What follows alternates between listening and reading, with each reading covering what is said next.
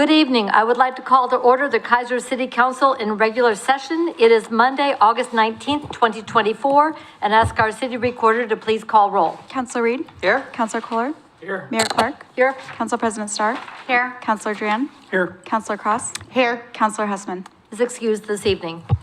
Thank you very much. If you are able, I invite you all to rise and join us in the Pledge of Allegiance. I pledge allegiance to the flag of the United States of America and to the republic for which it stands, one nation, under God, indivisible, with liberty and justice for all. Thank you very much. We have nothing this evening under special orders of business, so we will go directly to committee reports. And I would like to invite up Hearst Sangster for the Traffic Safety Bike Ped.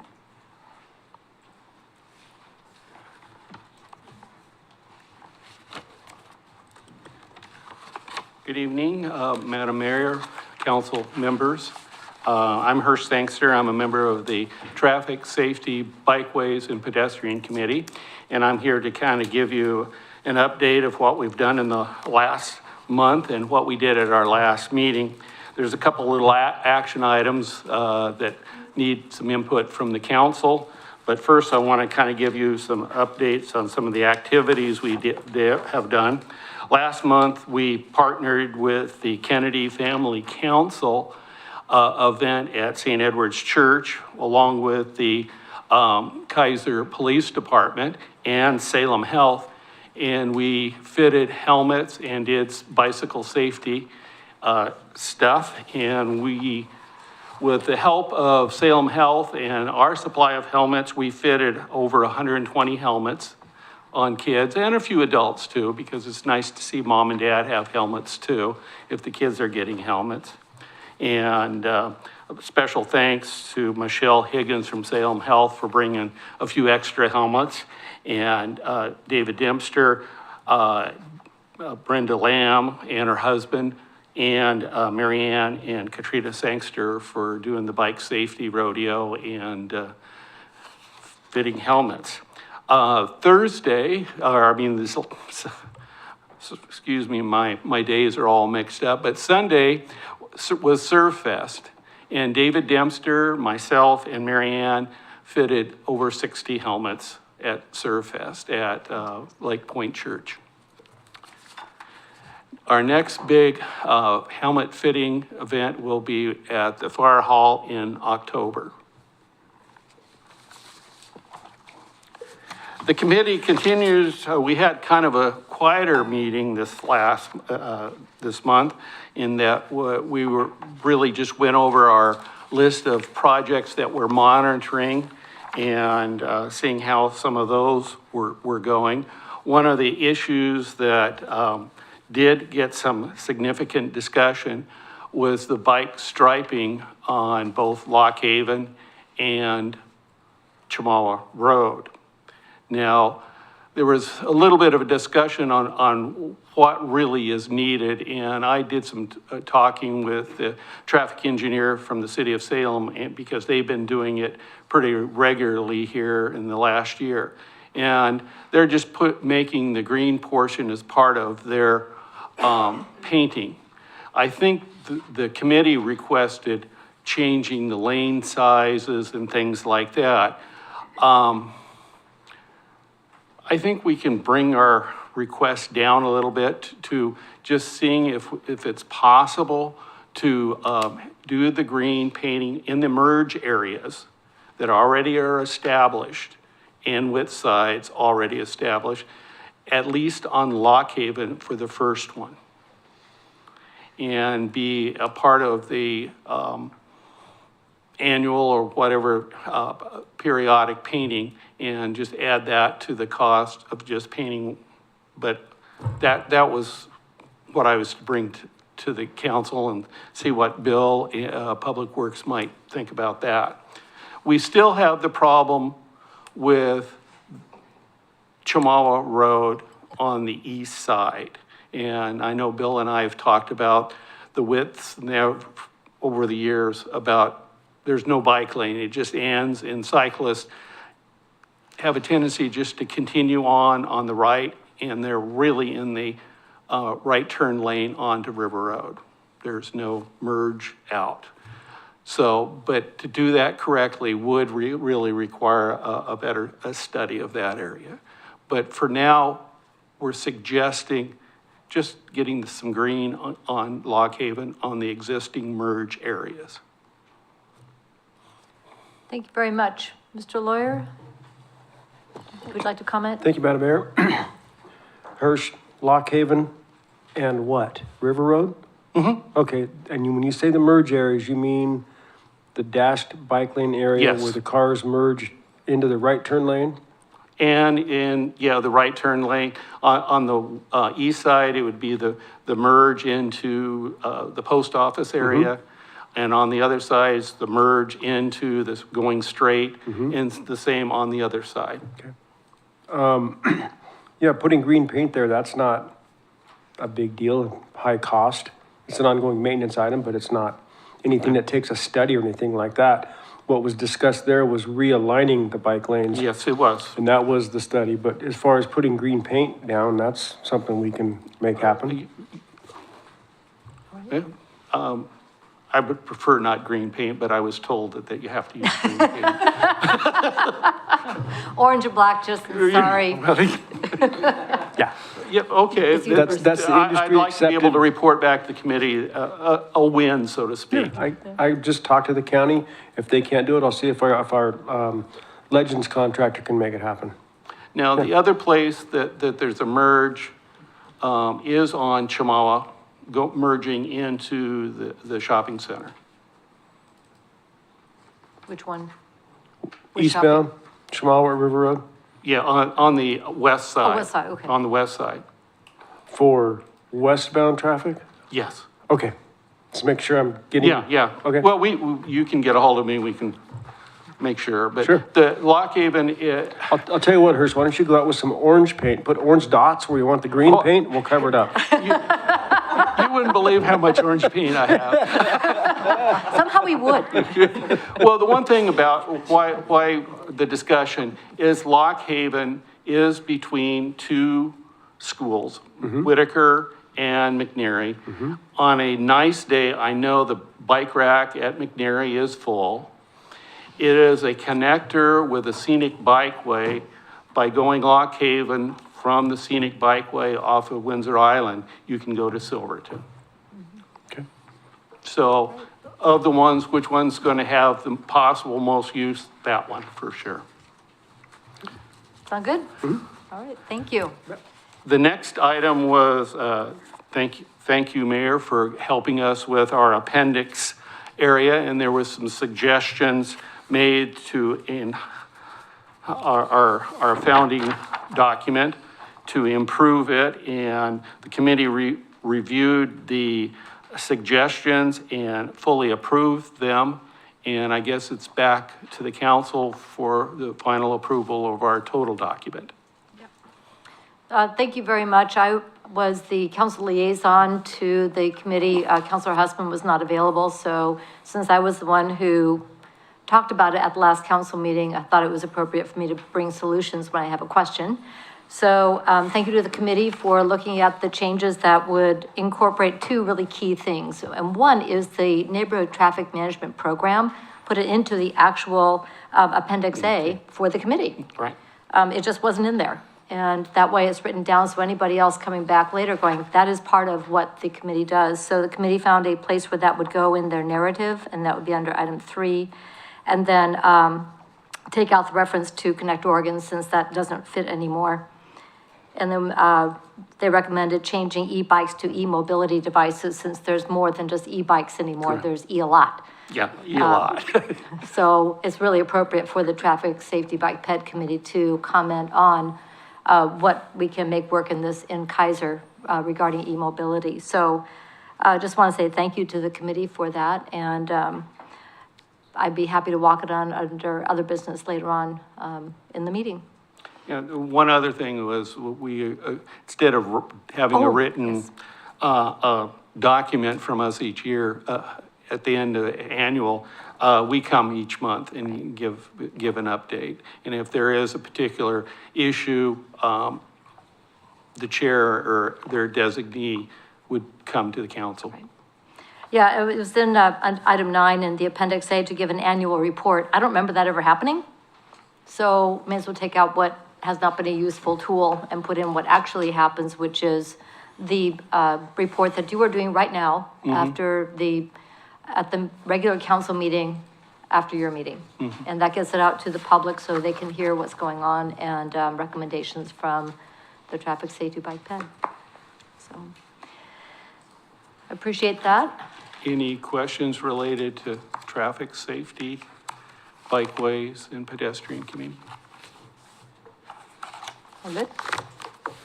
Councilor Kohler. Thank you, Madam Mayor. How's your inventory of helmets? Well, we're down. We're getting rid of them and fitting them. We got one more big event, so we are hoping to maybe buy some more, but we are always looking for donations from the community and businesses in the Keizer area. We did get some helmets from Salem Health, but pretty much got rid of those at our last 2 events. So, yeah, we're down, but I should mention one other thing that we're working on is this last year we did a community bike skills event at Keizer Elementary. Unfortunately, Lieutenant Hines didn't do the weather for us very well. And it was miserable, but we had a lot of vendors. I've already started the ball to have it this next year at Weddell Elementary. Okay. So we'll need helmets for that event. I don't know the date, but you know, I have not had good luck in May. We'll leave that one there. Councilor Cross, did you have a question? Yes, thank you, Madam Mayor. Thank you, Hirsch, for all that you do. You mentioned an October event. Do you have a date or time on that?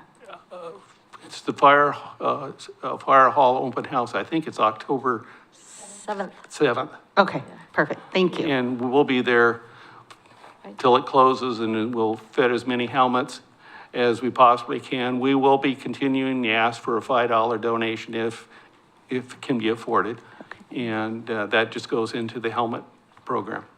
I just put $250 from the church, Lake Point donated for the helmet program. Tim just got that money today. Thank you. Great investment. Thank you very much. And everybody mark your calendars for the open house on October 7th. So we'll have to, is this related to the bike helmets? We'll have to have you come up, so you're on.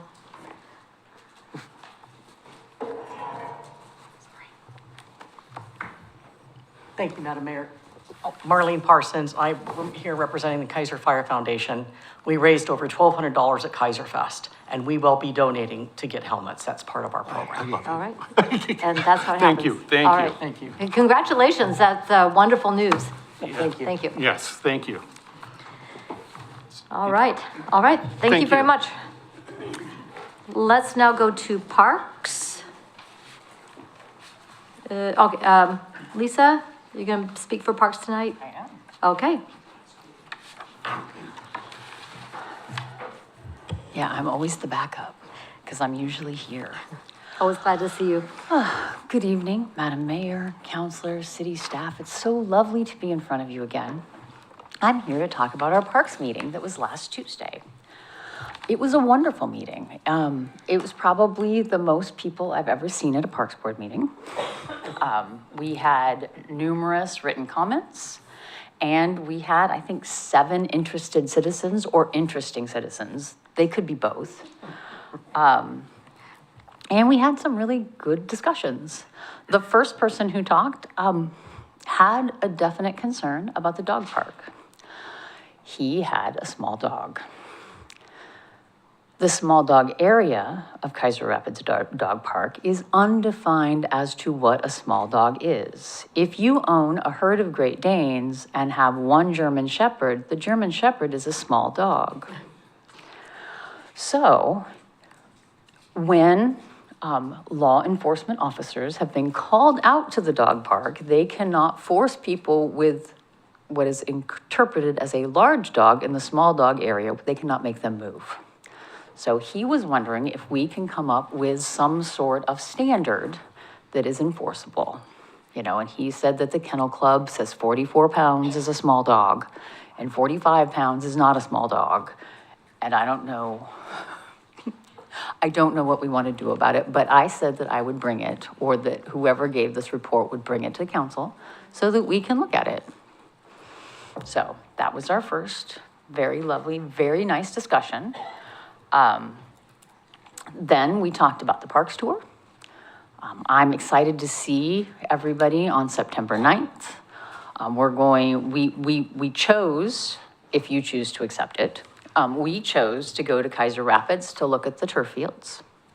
We chose to go to Ryan J. Hill and look at possibly where the Gold Star Memorial would go. And we chose to go to the Little League field because we haven't been there in a very long time. So those were our three choices. And of course, you guys know infinitely more than we do. And if you choose anything different, that is perfectly fine. And then we had a lovely discussion about the turf fields and lights. So, I think 6 people came to talk about lights. They almost universally wanted between 8 and 9. We had lots of discussions. They talked about noise. They talked about lights. We talked about the fact that is it an ordinance? Mr. Lindsay was there. It was so nice to have him there. I mean, I love anybody who comes, but it was nice to have Mr. Lindsay there. But amplified sound in Keizer Rapids is supposed to be off by 9 already in the ordinance. And so we talked about, and people seemed all right with stopping play at 9. And then then the lights have a dimmable option. So at 9 o'clock, the lights would dim, not turn off. And then the people would have 30 minutes to pick up their stuff, chatter, gather, and then be in their cars and on their way out at 9:30. They also discussed if the field wasn't scheduled to not have the lights on after dusk. So if it's not scheduled for practice or games or anything that's a scheduled event, to not have the lights on. Because there was a lot of talk about the lights kind of being a magnet for people, you know, and you have people who are like, well, why can't I be at the boat ramp when this stuff is going on in another part of the park and the park's supposed to be closed, but these people are allowed to be there, you know? So, you know, it was a lovely discussion. I mean, we were at the parks meeting for an hour and a half. Okay. So, Chair Lawyer asked Robert, if we could do a light pollution study with the current lights. And let's see, I think, I also, and I'm taking a little bit of privilege, I'm sorry, but our youth liaison, Liam Stead, is amazing. I mean, he is so enthusiastic. He shows up prepared. He shows up with notes. Anytime he's sitting up, he's delightful. I'm so happy that we got him as a youth liaison. I mean, and it's delightful. Did he tell you, if I may interrupt, he came to Traffic Safety Bike Ped. And he talked about, he took it upon himself to ride his bicycle to all 19 parks in Keizer. Yes. In one day. It took him about 4 hours. Yes. And he described to the committee what it was like to travel by bicycle to all of our parks. Mr. Sangster asked him about bike racks, if he noticed anything about any parks that could use bike racks and so forth. but his taking the initiative to do that and experience all of our parks by bicycle throughout this town was fantastic. So I completely agree with you. Yeah, and I mean, and that was just, I mean, I was blown away. I mean, that is such a huge step, you know, just on his own. And he took notes and he comes with suggestions. It's just, he's more prepared than every once in a while. He's more prepared than I am. So, anyway, Well, but he uses the bicycle well and knows Yeah. our system. yeah, no, and it's perfect because not everybody can get to all the parks by car, you know? He did it. And by the bike. buses don't go to all of them. So, yeah, no, he did it by, and he was surprised it took him 4 hours. Well, he stopped and enjoyed them. Well, of course. Yeah. But yeah, anyway. And that is about all that I have to say. So, Thank you. any questions?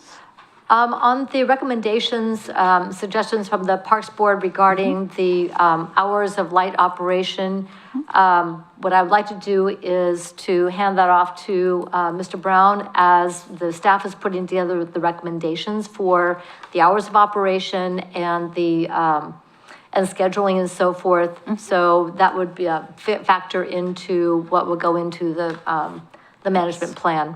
All right. So I think that's the space that it could land for consideration. Also looking at some of our comparables. We have other turf fields in the area, especially the high school.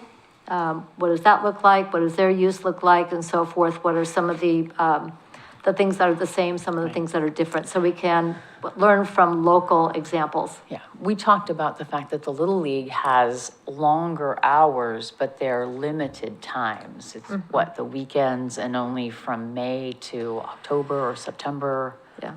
I've never had children in Little League, so I don't have any idea if I'm telling the truth or lying. I try not to lie, but, you know, for Keizer Rapids, just with the continuous use and so many people going in and out of it and all the people that are lined up right against that park, you know. Well, and I think this is gonna be a different animal as well because the Little League Park is grass. Yes, And so once the rain starts, going out there, unless you are playing mud ball, which I know my son loved playing mud ball a lot. yeah, This is gonna be different. So learning how this is gonna be managed, how some of the turf fields operate, when the hours that they operate is gonna be very instructive as the staff puts together the recommendations for how these facilities can be best utilized year-round. nope, it makes Madam Mayor? sense. Mr. Lindsay? Thank you. One of the reasons that we brought this to this version of, or this meeting was because they only meet once a month, and we wanted to get their advisory opinion to you ahead of bringing it to you. It is an ordinance, it's the park regulations ordinance, and so without an emergency clause, it takes a month even if you guys have a unanimous vote. So we wanted to be able to bring you at least what their advice was too at the next meeting. And so timing wise, it's starting to get darker a little earlier, and we're hopeful that the turf fields will be at least open for some level of business late September or early October. And so one of the reasons we wanted to get their advice in August was so that we could get it to you the first thing in September, so that after 30 days, we know when the lights will be on or off, and get some direction that way. So that was sort of the timing piece. And so Adam and I can try to, or Mr. Brown and I can try to get together and, you know, wonder about and look at best practices of other places, and also supplement their advice and bring it to you hopefully September. And you can always boot it down the road. You can always amend it later. But one of the asks was perhaps if we could get at least something in the books about the lighting, even if it's almost like a exploratory, we should leave them on this late. It might be helpful just so we know when to turn them off and when to turn them on. Okay, thank you, appreciate that. So we'll look for options in the September 5th packet, if there's enough time to get it done by then. It sounds like that would be a good timing so that we'd be ready for operations to begin in October. Thank you. All right, sound good? Yeah. Okay, Thank you very much. Sunset's already at 8:30, so, Yeah, so 9 o'clock, it's pretty dark. it's getting darker earlier, Yes. for sure. All right, well, thank you any other questions for Ms. Jacob?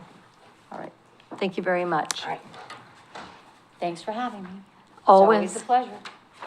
Love your pictures. And next up will be Rob Witters, talk about planning.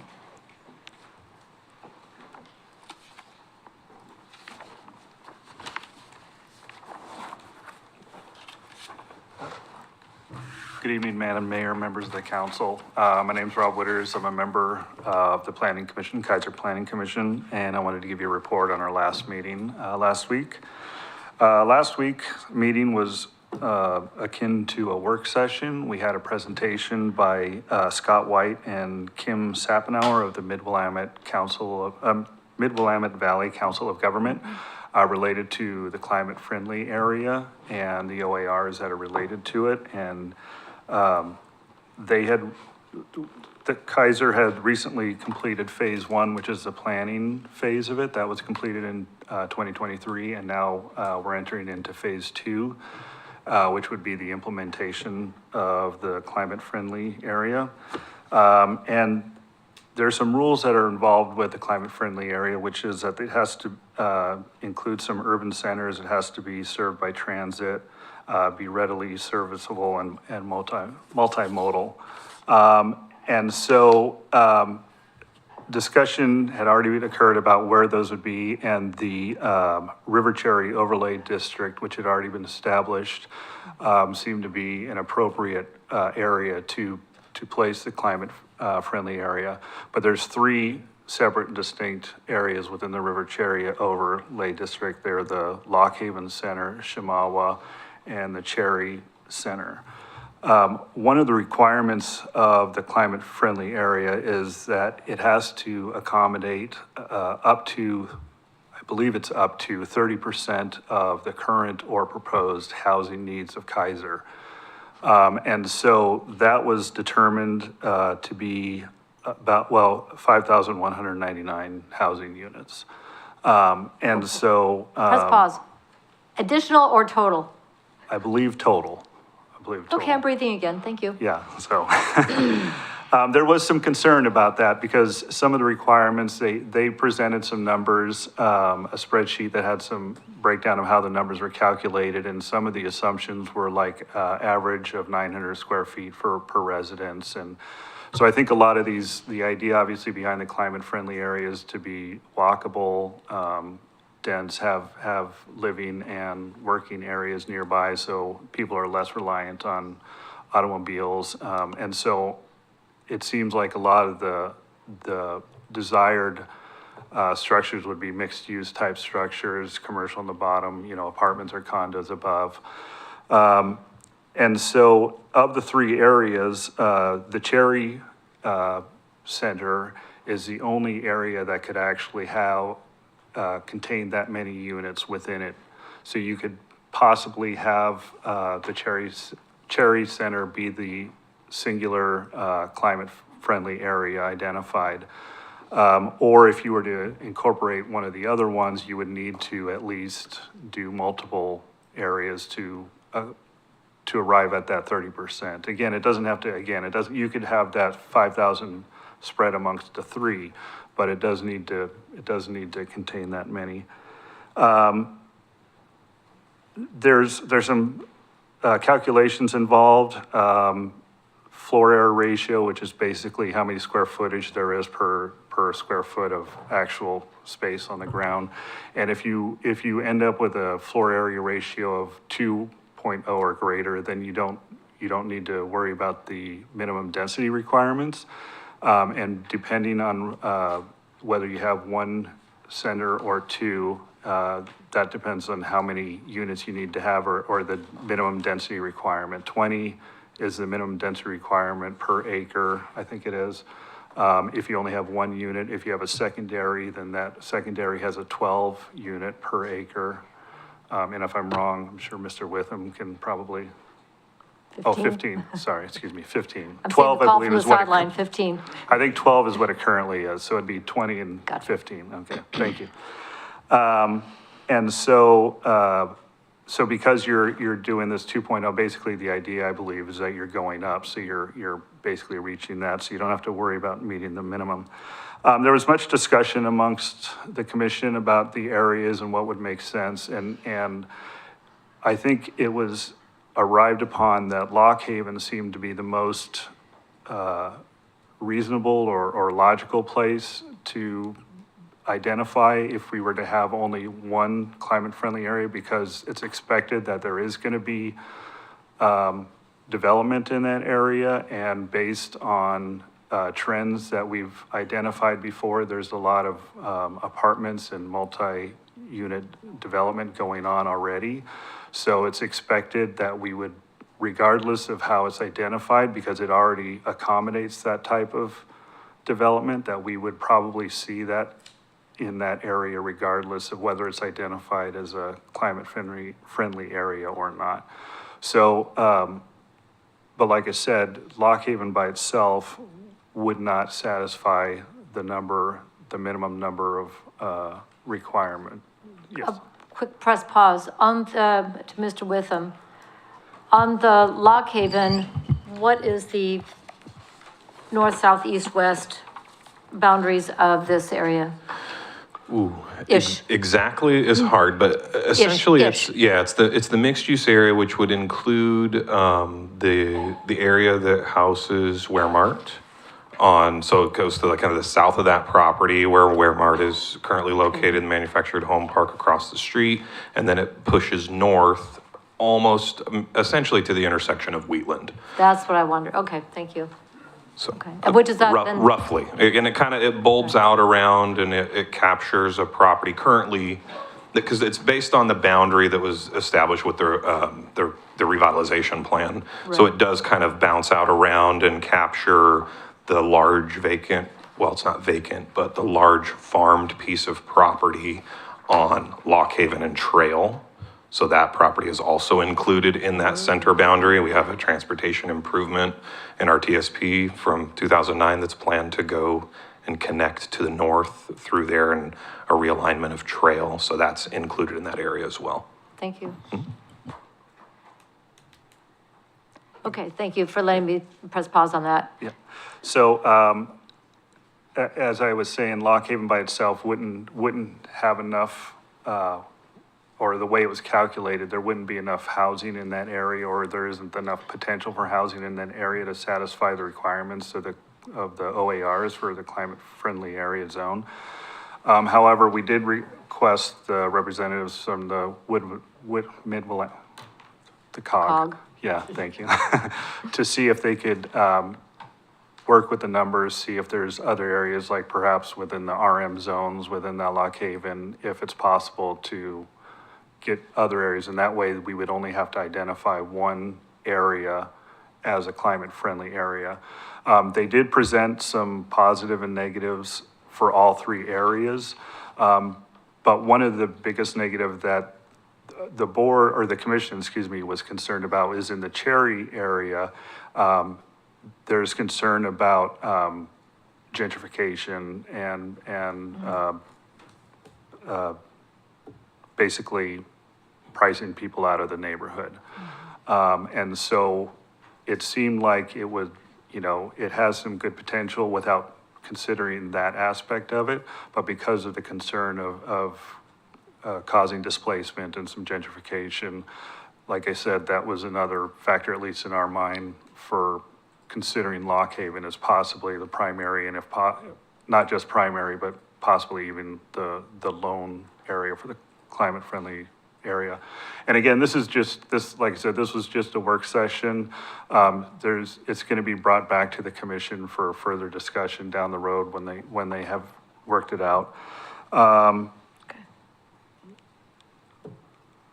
I think that's about all I have on that particular topic. The other thing, everybody probably realized, but Mr. Witham did mention that the 2 permits were approved for the new Keizer Station area, so that's being developed. But I think I have everything. Any questions? First of all, thank you. The whole CFAC Climate Friendly Equitable Communities scenario planning, all of that has been extremely complex. And I want to thank you and Mr. Witham for navigating all of that through the convoluted rulemaking that went through DLCD and LCDC. The Department of Land Conservation and Development and the LCDC, the Land Conservation Development Division. So there we go. I defined my acronyms, so check that box. But I appreciate the analysis, especially looking at the 3 areas that are in the River Cherry Overlay District and those considerations. Any questions on the process for that so far? And that will then, Mr. Witham, kind of this is work sessions, so this is kind of next steps of continuing to develop this scenario. Sure. No, Madam Mayor, it's a great question. So, and it is super convoluted, and there's this whole slew of rules around transportation, around land use, around scenario planning, a whole nother process we're in the middle of. And the climate-friendly areas is kind of a finite set of rules. And so we did a study, as Rob had mentioned, which we had turned in at the end of last year. And so now we're moving forward with actually coming up with code amendments to the development code and probably a small tweak.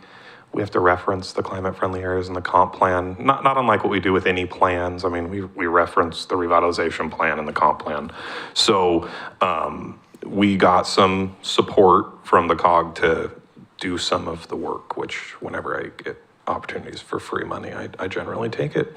But yeah, so essentially we wanted to have a work session with Planning Commission. We got some great feedback from them with some concerns and some questions. So I've been having some discussions with the state and with the folks at the COG who've kind of done the technical analysis and number crunching. So we're looking to kind of report back to Planning Commission with what we find for options. And then we'll move forward with actually noticing public hearings and actually coming to get to a point where we are amending the development code, and then ultimately they'll make a recommendation and it'll come to all you.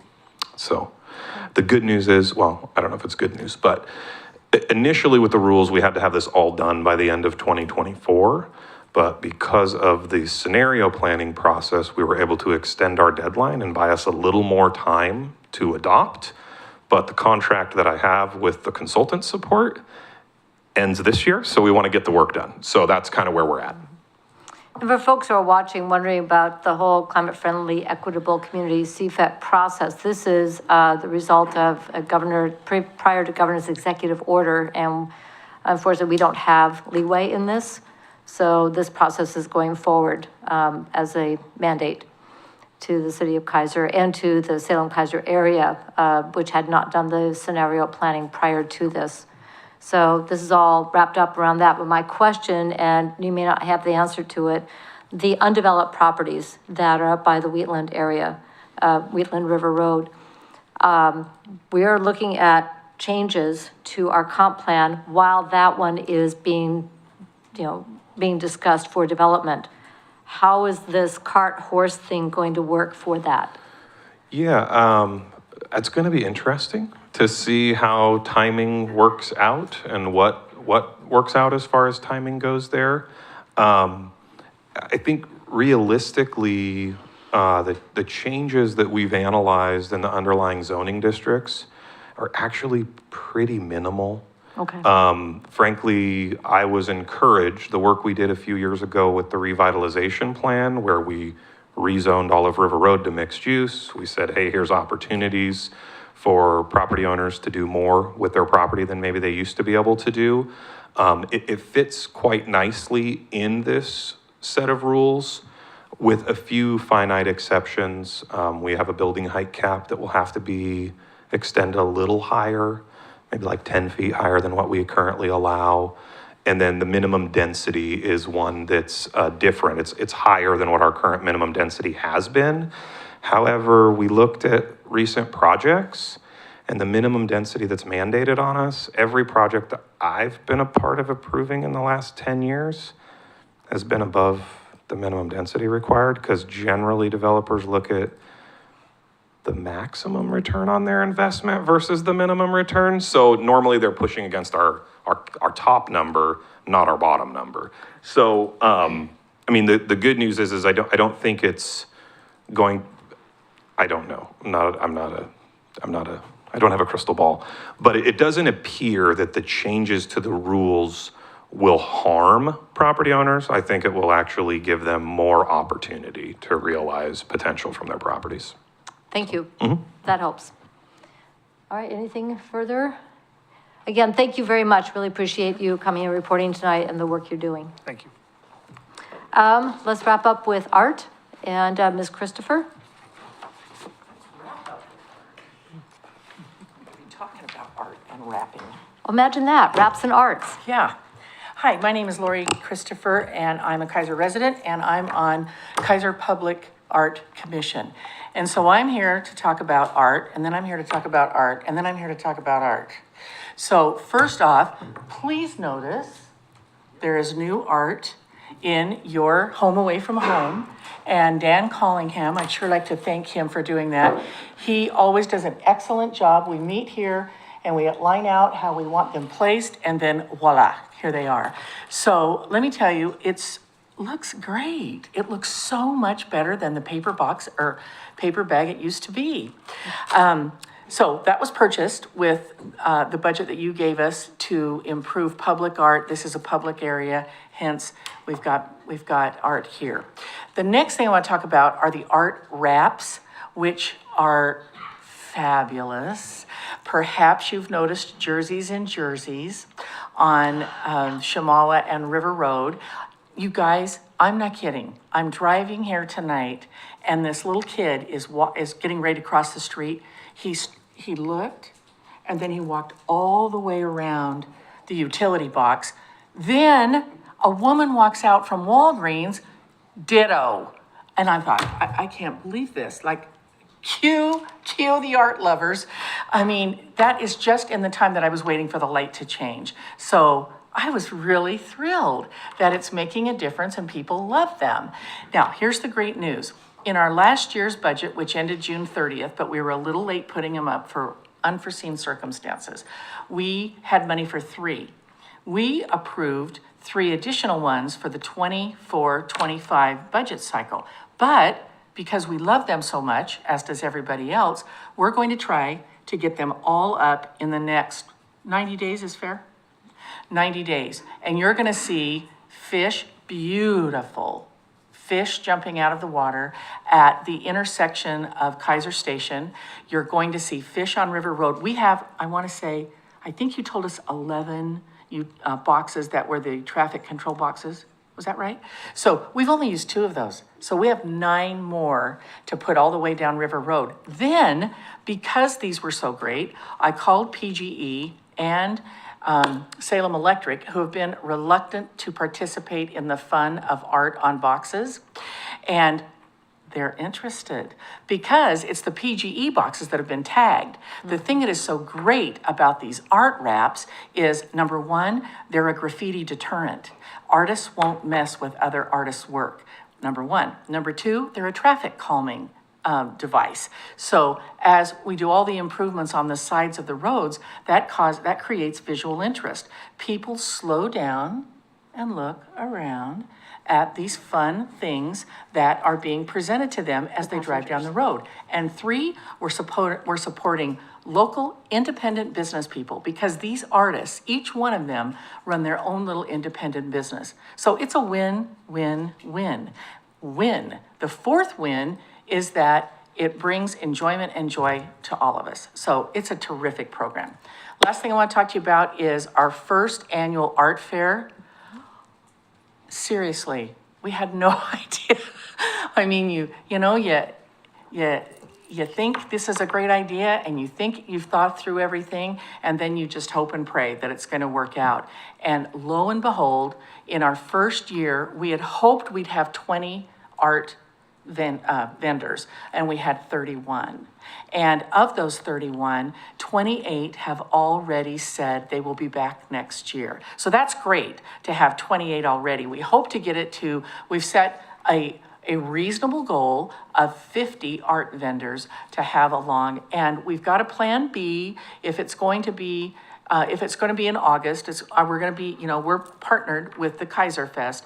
And if the days are gonna be over 90 degrees all 3 days, we have a plan B. But if they're not, and they weren't this year, Sunday was spectacular. Saturday was a little warm.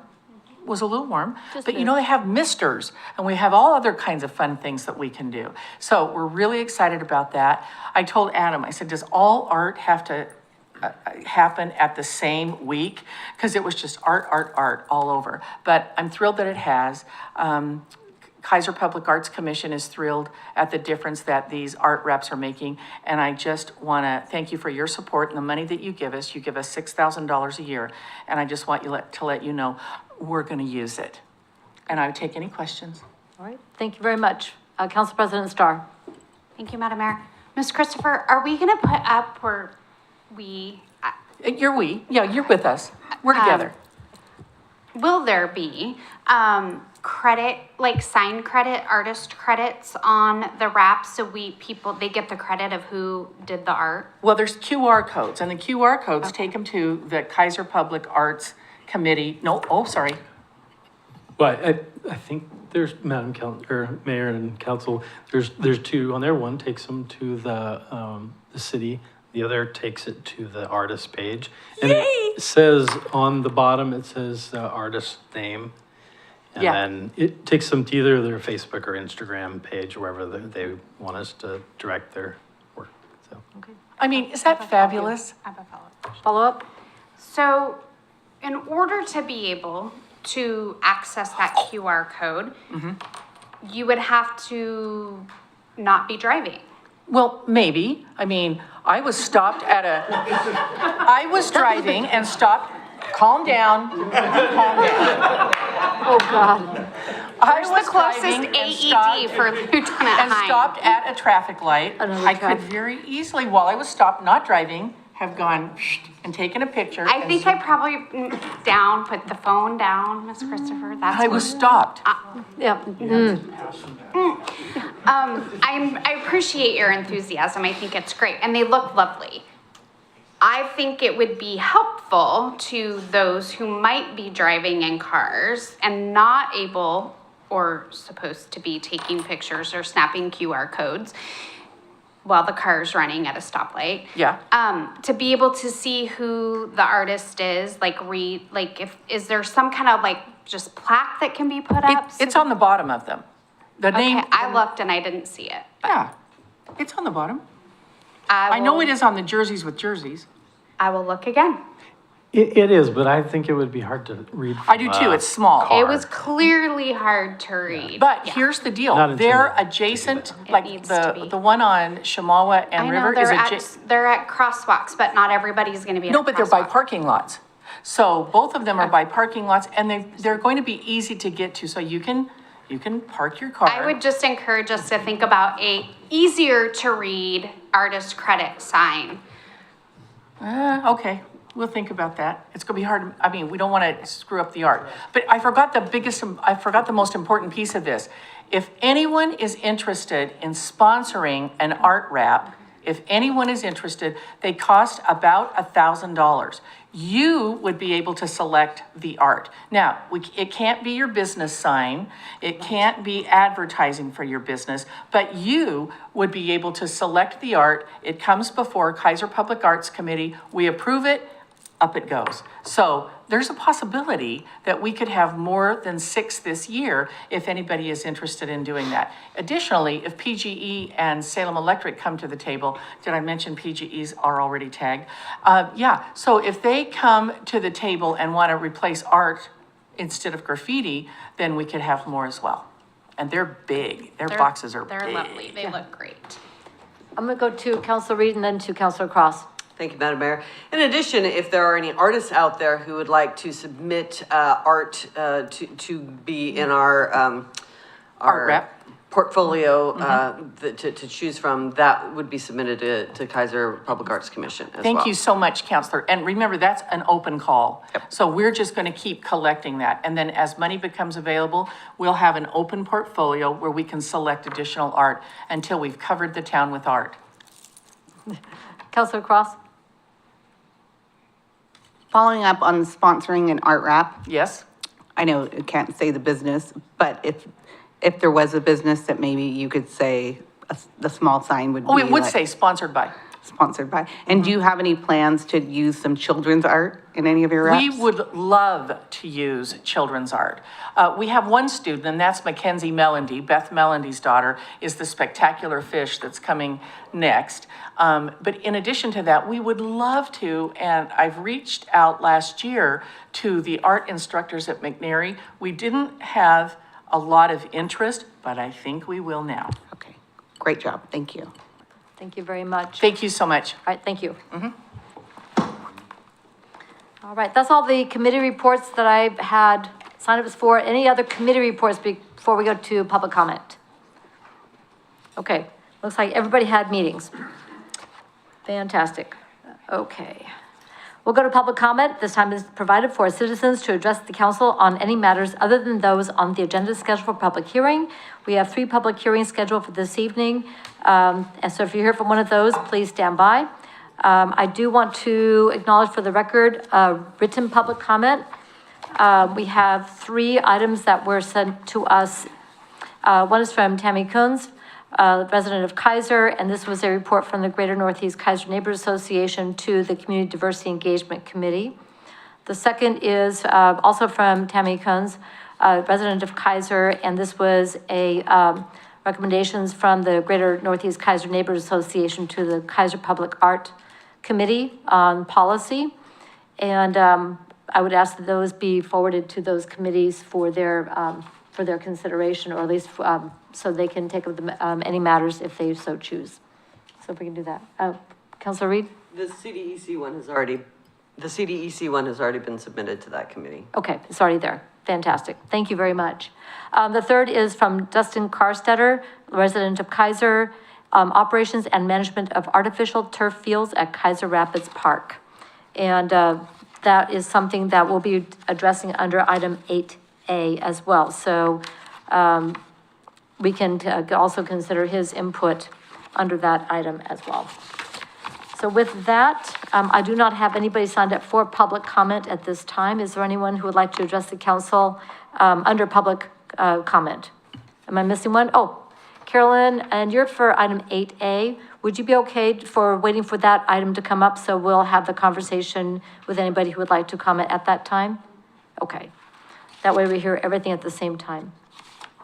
Okay, anyone else? Okay. We will then go to our public hearings. Council, wanted to let you know, Ms. Bissett, item 7B, the OLCC application, change of ownership, limited on-premises sales, liquor license, the Osaka Hibachi and Sushi. You called and let me know today that the applicant has asked this to be withdrawn at this time. Is that correct? That is correct. So, council, we will not be holding that public hearing this evening at the request of the applicant. Okay, any questions on that?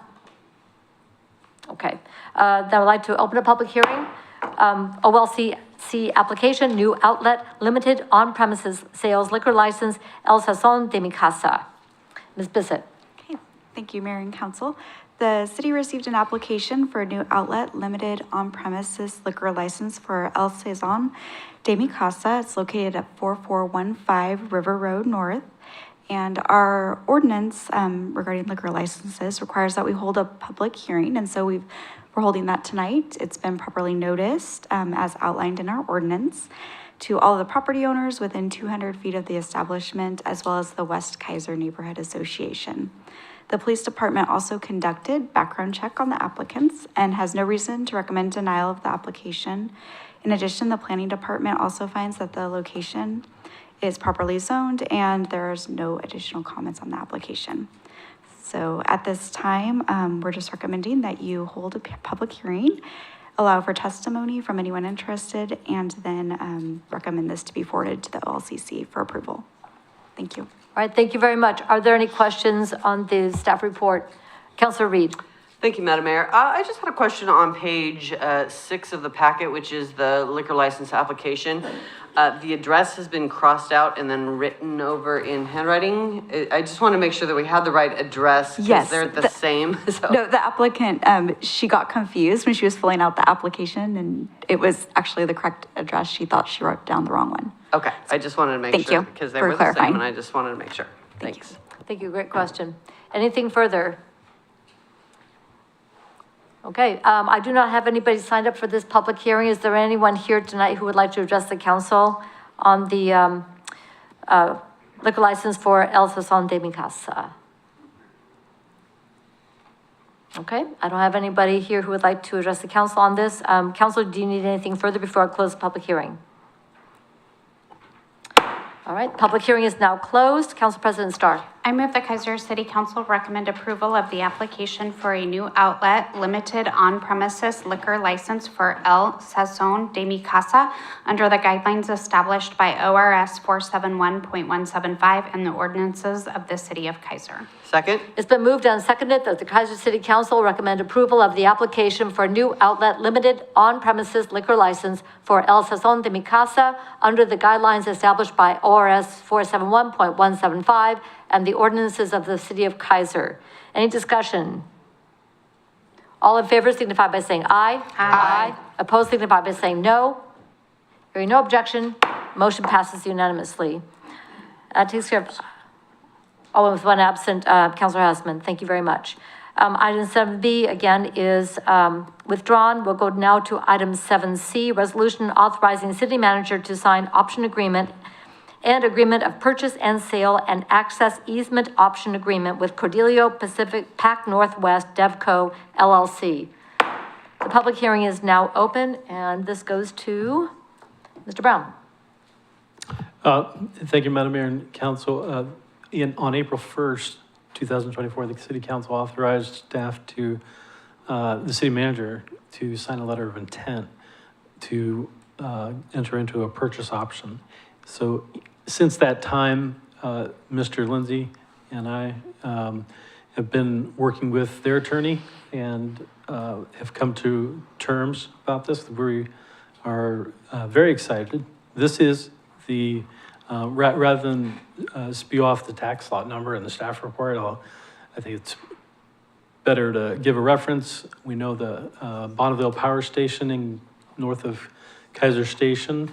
This is the piece of property that is between the power station and LaBiche Ditch. It's 6.9 acres, and that is the piece that this company Cordelia is interested. They're a Canadian-based company, 100% owned by the Canadian Pension Plan Investment Board, and they are proposing to build an energy storage for resiliency and sustainability next to the Bonneville Power Station. This also will include an easement across the property that is between the Volcano Stadium and the Bonneville Power Station for $750 a year. And if at some time when we master plan the rest of those properties around the Volcano Stadium, then we can renegotiate where that access easement is. But this offer guarantees them access to that property. They would be paying lease options beginning at $15,000 a year and increasing $5,000 each year up to the 5 years. That would be a total of $125,000. And they would be, assuming they can get all the regulatory requirements complete through DEQ and EPA and other state agencies, they would be purchasing the property for $125,000 an acre, which is a total of $872,500. Most recent evaluation of the property was done in 2021, and the land value at that time was $610,000. This would go to one of the council endorsed strategies that we talked about during the budget committee, where we would put money from the sale of properties toward PERS obligation to have a perpetual reduction in our PERS obligation each year. And with that, what's required is a public hearing, and after that, the council can choose to approve the purchase option. And also I'd yield any time to Mr. Lindsay to add anything. He's been essential in negotiating this. I could, Madam Mayor and Council, part of the challenge here was that area needs to be master planned. And so we own a lot of the parcels up there. And so we wanted to give kind of the freedom for us to be able to master plan that area without coming to an actual, this is where the road's gonna be yet. So one of the challenges was they want access to their property so they can do various environmental things that they're required to do for regulatory purposes and to make sure that it's gonna work. We thought it would be imprudent to encumber all of our parcels and say you can go about there anyway, because this is up to 5 years before they might actually purchase it. So we wanted to do sort of a limited area of where you can access from, but we still didn't know exactly where. So that's why you have also this access easement language that's an option itself on the back end.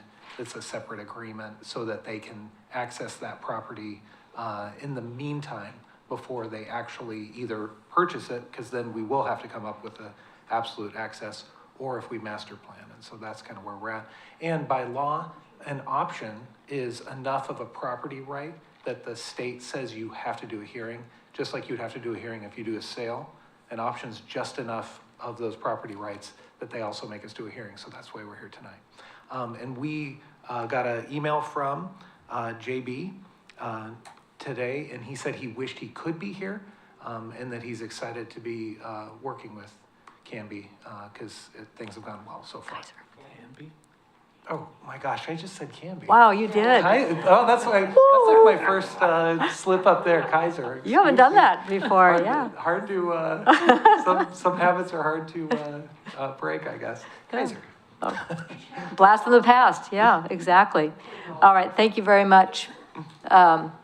Any questions from council regarding the staff report and the proposal? All right. Councilor Kohler? Thank you, Madam Mayor. Mr. Lindsay, do they anticipate beginning to actually put buildings and stuff up, or are they just doing studies at this point, or what have they said about that? And I might have to yield some time back to Mr. Brown, but no, I know they have a lot of stuff they have to show before they can even start to build. And we have some dirt to shove around before we can even say for sure on that one strip of land that they are allowed to go on. There's a lot of kind of bumps, and it's a highly encumbered area under all those power lines. But Mr. Brown might have more about what the timeline really is. Yeah, the 5 years is for them to do their due diligence and meet all the regulatory requirements that go along with putting some type of that battery storage facility next to that power station. So likely won't see any buildings go up unless things go faster than they anticipate, but the 5 years is to make sure that they can pass all those, and then afterwards, when they purchase it, that's when they would start to build. But I would also say that this was somebody I started working with pretty soon after I got here, and if he is any indication of how the company is to work with, it's been very, very friendly and very great to work with, good people. Thank you, Council President Starr. Thank you, Madam Mayor. Mr. Brown, just so I think this is, in case somebody's tuning in for the first time, if they get to year 3 and they decide that this isn't going to work, they can't get through everything, do they pay the full 125 or just the money for the first 3 years? So each year, they get another option year. So the first year it's 15,000, then the next year it's 20,000, and the next year it's 25. So if they get to year 3, it will be 35 plus 25. It'll be $60,000 they paid to have that laying there waiting for them. But if they walk away, then they don't get it back, and we just keep it. That's how the option works. And then if, when they come to pay, and this is important too, this doesn't go towards their price. That was So good. we also, Right. the longer we sit there, we get basically renting the land ahead of buying it, so to speak. Follow up. Thank you, Madam Mayor. So they lease for year 5, and they get to the end of year 5, and whoever in charge of whatever has said it's going to be 6 more months till we get the, whatever final report to you or approval or whatever that might look like, and they need to go into year 6. What does that look like? This is silent on that, but we can go back and negotiate. Is there something in there that would allow us to go back and negotiate once we get to year 5 and they're not ready to buy and they need to extend it for another year? It's silent. Yeah. What allows us to negotiate versus it just being done? Well, we can negotiate and decide, or we can hard negotiate that at that point, or we could even sell it to somebody else at that point. You know what I mean? Because the contract ends. So we could always make a new contract, and we can do that. But, and we could easily come up with one that has the same or similar, aspects to it. But no, it's actually, for us, advantageous, because if they make us wait, they can't make us wait forever. We're gonna either, have them actually buy it or not, and we'll make money along the way because we're waiting for them to do their due diligence. So that's the idea. Thank you. Yeah. Thank you very much. Any other questions on this agreement? All right. Is there anybody signed up for, to testify, Ms. Bissett? Okay, thank you. And while she checks, is there anyone who would like to address the council under this public hearing? Nope, nobody signed up. All right, I don't see anybody who would like to address the council under this public hearing. Council, do you need any further information before I close the public hearing? Looking, not seeing anything. All right, public hearing is now closed. Council President Starr, want to put a motion on the table? I move that the Keizer City Council adopt resolution R2024, authorizing the city manager to sign an option agreement, an agreement of purchase and sale, and access easement option agreement with Cordelio Pac Northwest Devco LLC. Second? It's been moved and seconded that the Keizer City Council adopt resolution R 2024, authorizing city manager to sign option agreement and agreement of purchase and sale and access easement option agreement with Cordelio Pac Northwest Devco LLC. Anything further to discuss? Nope. All in favor signify by saying aye. Aye. Opposed signify by saying no. Hearing no objection, motion passes unanimously, one absent, that's Hussman. And that will conclude our public hearings for this evening. We'll now go to item 8A under administrative action, which is the operations and management of artificial turf fields at Keizer Rapids Park. And Mr. Brown? Thank you. Yes, Madam Mayor and Council, I'll be taking this item. Also, I want to let you know up front, I had previously told of a conflict of interest, and I have not, I won't be refereeing for Mid-Willamette Valley Soccer just to remove that conflict. So, and as long as, until something gets resolved or, anyway. So I want to state that up front. But back on April 10th, we let this request for proposals for, to gauge level of interest in third parties willing to do all or some of the maintenance and operations. We were at that time unsure of the monetary value of that contract, whether it would be something that would cost the city or would be revenue to the city or neutral. Based on the information reviewed from the proposals, we believe it's a net value of 0 or less to, for this contract, for the parties that are interested in it. So that brings us to now. And we expect these fields to be open in October. Final completion is September 25th. And we will be scheduling a ribbon cutting for it. In the meantime, though, staff is making plans to be able to make sure that it is open for use in October. And so that is going to include scheduling, coming up with user agreements for the entities using, and plans to pick up litter, and if there's restrooms needed, field grooming, stuff like that. So just want to assure the council we have a contingency plan to make sure the fields get operated when they are complete.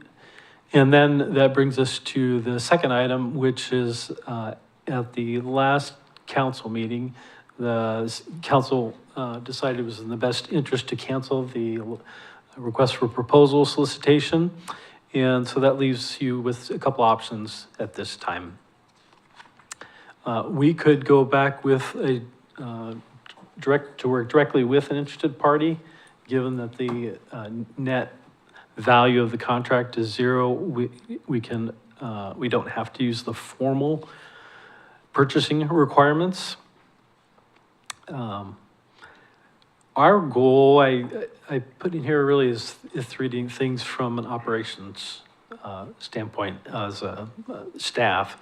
One is to minimize the city's subsidization of the operations of the field. It's consistent with our mission, which is to operate at the least cost fashion our facilities. Also, we want to fund the sinking fund or replacement of that turf. The lifespan is around 10 years, and we estimate $30,000 per field is needed to be able to fund the replacement after 10 years. Thirdly, we want to make sure that every local league has access to this facility, and so that one league doesn't dominate over another. So whoever does the scheduling, whether that's a city, a third party, a club, or something, we need some type of guarantee and assurance that everyone has equal access to it. And that also kind of opens up a question that the staff have wrestled with of what is local, given that the Marion County money is in here, and also the city's ARPA money, and then additional city system development charges are being used in here. What we came up with, it doesn't have to be decided today, but just to let you know that we are thinking through these things, is that we could tie it to the Salem-Keizer urban growth boundary, that clubs that are located within that. It could broadly be tied to the county, but there is a club up in Woodburn that operates that field. So that's kind of why the staff kind of wrestled with this Salem-Keizer urban growth area. So it's something to consider that doesn't need to be decided tonight. What we're looking for tonight is a direction from council as to how to move forward with the operations. The hard cost for the staff to do this, which we're just talking about, the direct costs, garbage, electric, toilet rentals, and weed control, we estimate to be $20,000 a year. That doesn't include the staff time. But the staff time, if and as needed, we will make that happen.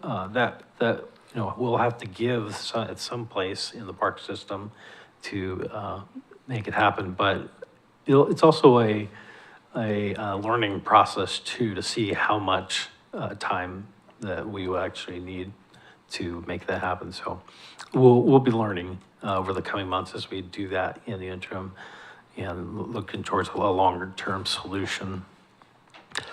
Also, we are looking at field rental fees, and we want to bring that back to you in the next month, that we're looking at a low subsidization to a middle and then a high full cost recovery fee. So 3 different things to consider, and we would probably have some type of whatever we define as local, and then a bifurcated system, a non-local registration or a rental fee.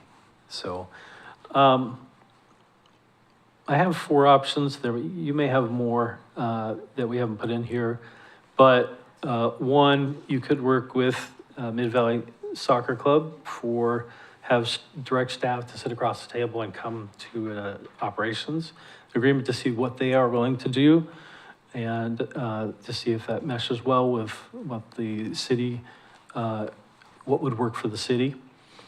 We could go out for another RFP, which would be more refined, but that would be a more laborious way to go, and probably not necessary given what we know about the interest in it right now. And third, it was suggested that we could develop a system whereby user groups donate hours and the staff track it, and we would credit the organizations for hours used. That feels like it would be very onerous on the staff to do that. But it is an option. And then lastly, the council could direct staff to come up with a plan to run the facility permanently, along with the cost and resources needed. So those are kind of the options, and be glad to entertain any other options or direction from council. So what we're going to do is, we'll have questions on what Mr. Brown has laid out, and then I will acknowledge then for the record, once again, the letter we received, and then invite up Carolyn and we have representatives of the Mid-Valley Soccer Club here this evening also for conversation as well under that part. So we're going to have this conversation first, and then we'll open it up for conversation with people who are here, okay? So just want to let you know how this is going to roll out. Councilor Cross, I believe you had a question? Yeah, I have quite a few. Thank you, Madam Mayor. So I know one of the options was having staff, and you said that would cost about $20,000. The fact that we can't even keep our splash pad open 7 days a week, that worries me right off the bat. So how would that work? Okay. Are you asking a question about the splash pad or the? I'm asking a question because when I asked Mr. Lawyer today, why it wasn't open 7 days a week, he said because of staff. So the fact that we want to tackle this and we can't keep a splash pad open, like, tell me if I feel like that's dreaming really big. Yeah, I don't know how to answer your question. That feels more like a statement. No, okay, my question is, if we don't have enough staff to turn on water fountains for 2 extra days, how are we gonna manage 2 huge turf fields? Yeah. Can we do that? Our Is that commitment realistic? is that we can make it happen. Okay. So that was my first question. But before you go on, I'm going to let Mr. Lawyer also respond, if that's all right. Thank you, Madam Mayor. Please keep in mind the information in Adam's staff report that says we can do this with current staff is a temporary basis. This is temporary. If we're gonna run this facility full-time, we're gonna have to add staff, both park staff and scheduling staff. So in the discussion, keep in mind what Mr. Brown put in his staff report. The city running it with the $20,000, that's temporary, not long-term. And in order to do that, other parts of the park system are going to suffer some level of service reduction in order to take care of the turf fields. And I honestly don't know what that's going to look like. We've never done this before. It's going to depend on number of reservations, amount of public use. There's a lot of variables here. So I can't tell anybody exactly what it'll look like. I just know systemically, in order to maintain the turf fields, it's going to take away from other parts of the park system without additional staff. So. Follow-up, could you define temporary? Is that 90 days? Is that 6 months? Before next spring. Okay, so And the reason I say that, let me explain my answer. this is the middle of August, we're winding down our busy season in parks, okay? That reduces our demand, staff demand in the system. So it'll be easier to take care of the park system and the turf fields during the fall and winter months. When spring comes around, all bets are off. And if I could, may I follow up with one comment on that? Sure. So with that, we would then have about 9 months worth of data on the operation of the field, correct? I would say about 6 months. I'm gonna look to the soccer folks in the room because they're the experts. I'm not. I'm gonna guess that's probably some of the slower times of the year for soccer. No? I'm seeing no. Okay, well then, and not. So it could be as busy through that time as the rest of the year, so. Okay, thank you. Councilor Cross, I'll yield back to you. Thank you for letting me Yeah, thank ask. you, Madam Mayor. So, well, we had lots of learning moments at the last council meeting. So I know that we're gonna have a ribbon cutting in October. And that we want to get this done, but I don't want it to just be duct taped together. There's a couple things, on your B, without formal solicitation. I don't see anything about just kids using the fields. Is that something, there's 3 where you said fund the sinking fund, that your city council has multiple options. Where is there priority for just kids to use the field, for open field? We certainly support that. Okay, I didn't see it. And then, did you consider using an independent person or an independent business that scheduling is a game of Tetris? And it's not something that, just like planning commission, I'm not gonna pick up and he's not gonna be picking up scheduling events. Like, it's not something you're just like, hey, to go. So, did we consider a group like that? Yes, and I've worked with municipal park systems and recreation program, and I know that, like you, that it is a skill that is not had by just anybody. So that is one of the things that we were hoping to get with the solicitation, is a party that was interested in doing programming. So, we would be happy to entertain. We're at a point where we can look at other groups, so any suggestion would be welcome. And I didn't say anything here about feedback from the council and maybe what they've heard from the community. Is that a priority? That's why we're here. Okay, great. That's it for now. Thank you. All right, thank you very much. Where do we leave off? Other questions from council members before we go to Council President Starr? Thank you, Madam Mayor. I just want to make sure that I am checking my understanding of what it is that you're asking. Are you, that I'm not making any assumptions from the staff report. Are we looking at, because the motion or the proposal from staff is to direct staff to work out an agreement for management and operations with Mid-Valley. Okay, so that's, to me, that's one. Am I correct in assuming that between, if that directive moves forward, there's gonna be a period of time, 2 months, 3 months, maybe 4 months, until we get that agreement in place and are ready to perhaps turn it over and let the management and operations run with it. So that's a 4-month period. Would then between, let's just like wave the magic wand and things happen, move forward tonight. Is that the plan then to do in that 4 months, bring it in-house? I just want to check my understanding of what I'm reading in here. Yeah, thank you, Council President Starr. I appreciate the question. That's why we wanted to assure you that we would make sure it was run. And we're thinking if we go that direction to work with a specific party, we believe we could get that done before the end of the year of the calendar year, 2024. Okay, great.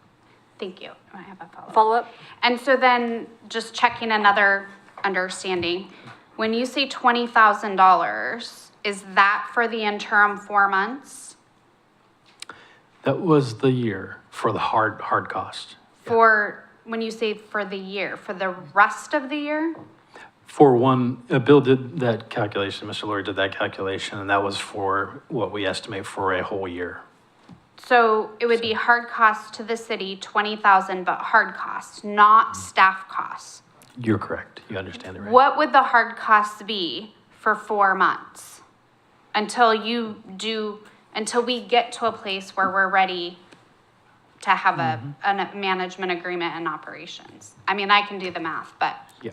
you don't want me doing math at 8:25. Mr. Lawyer has his hand up. Thank you, Madam Mayor.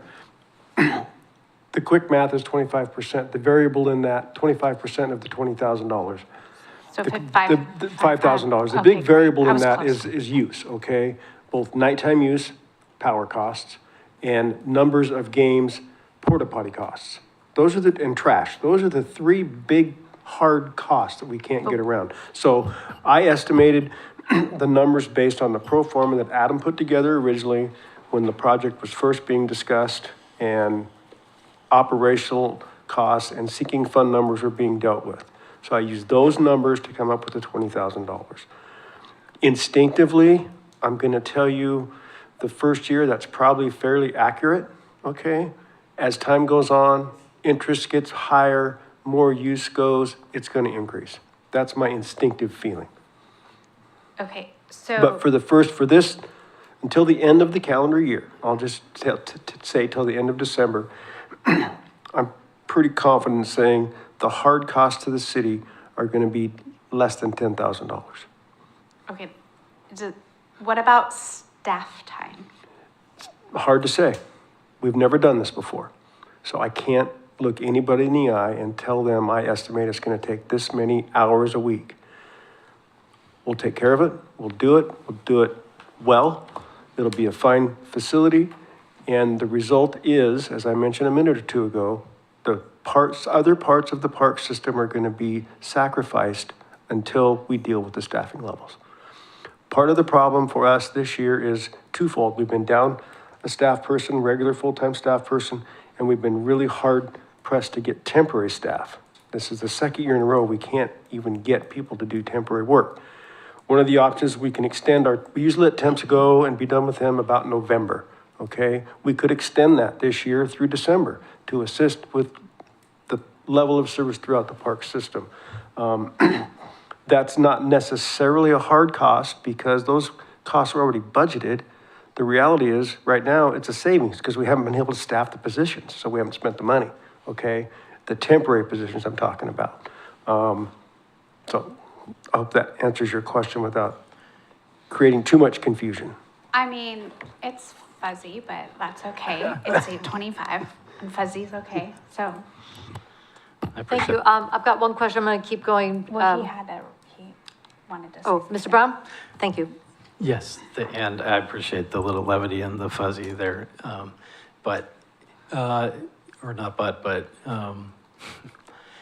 we will track our hours there. What we do know, we learned from the specs that we need to groom it every 6 to 8 weeks, and that looks probably about like 3 to 4 hours to run the groomer over it, and then we'll track our hours, looking at the trash and all the costs, the hard costs with the porta potties and stuff like that. Do we have a groomer? We do, actually, Skippy. Okay.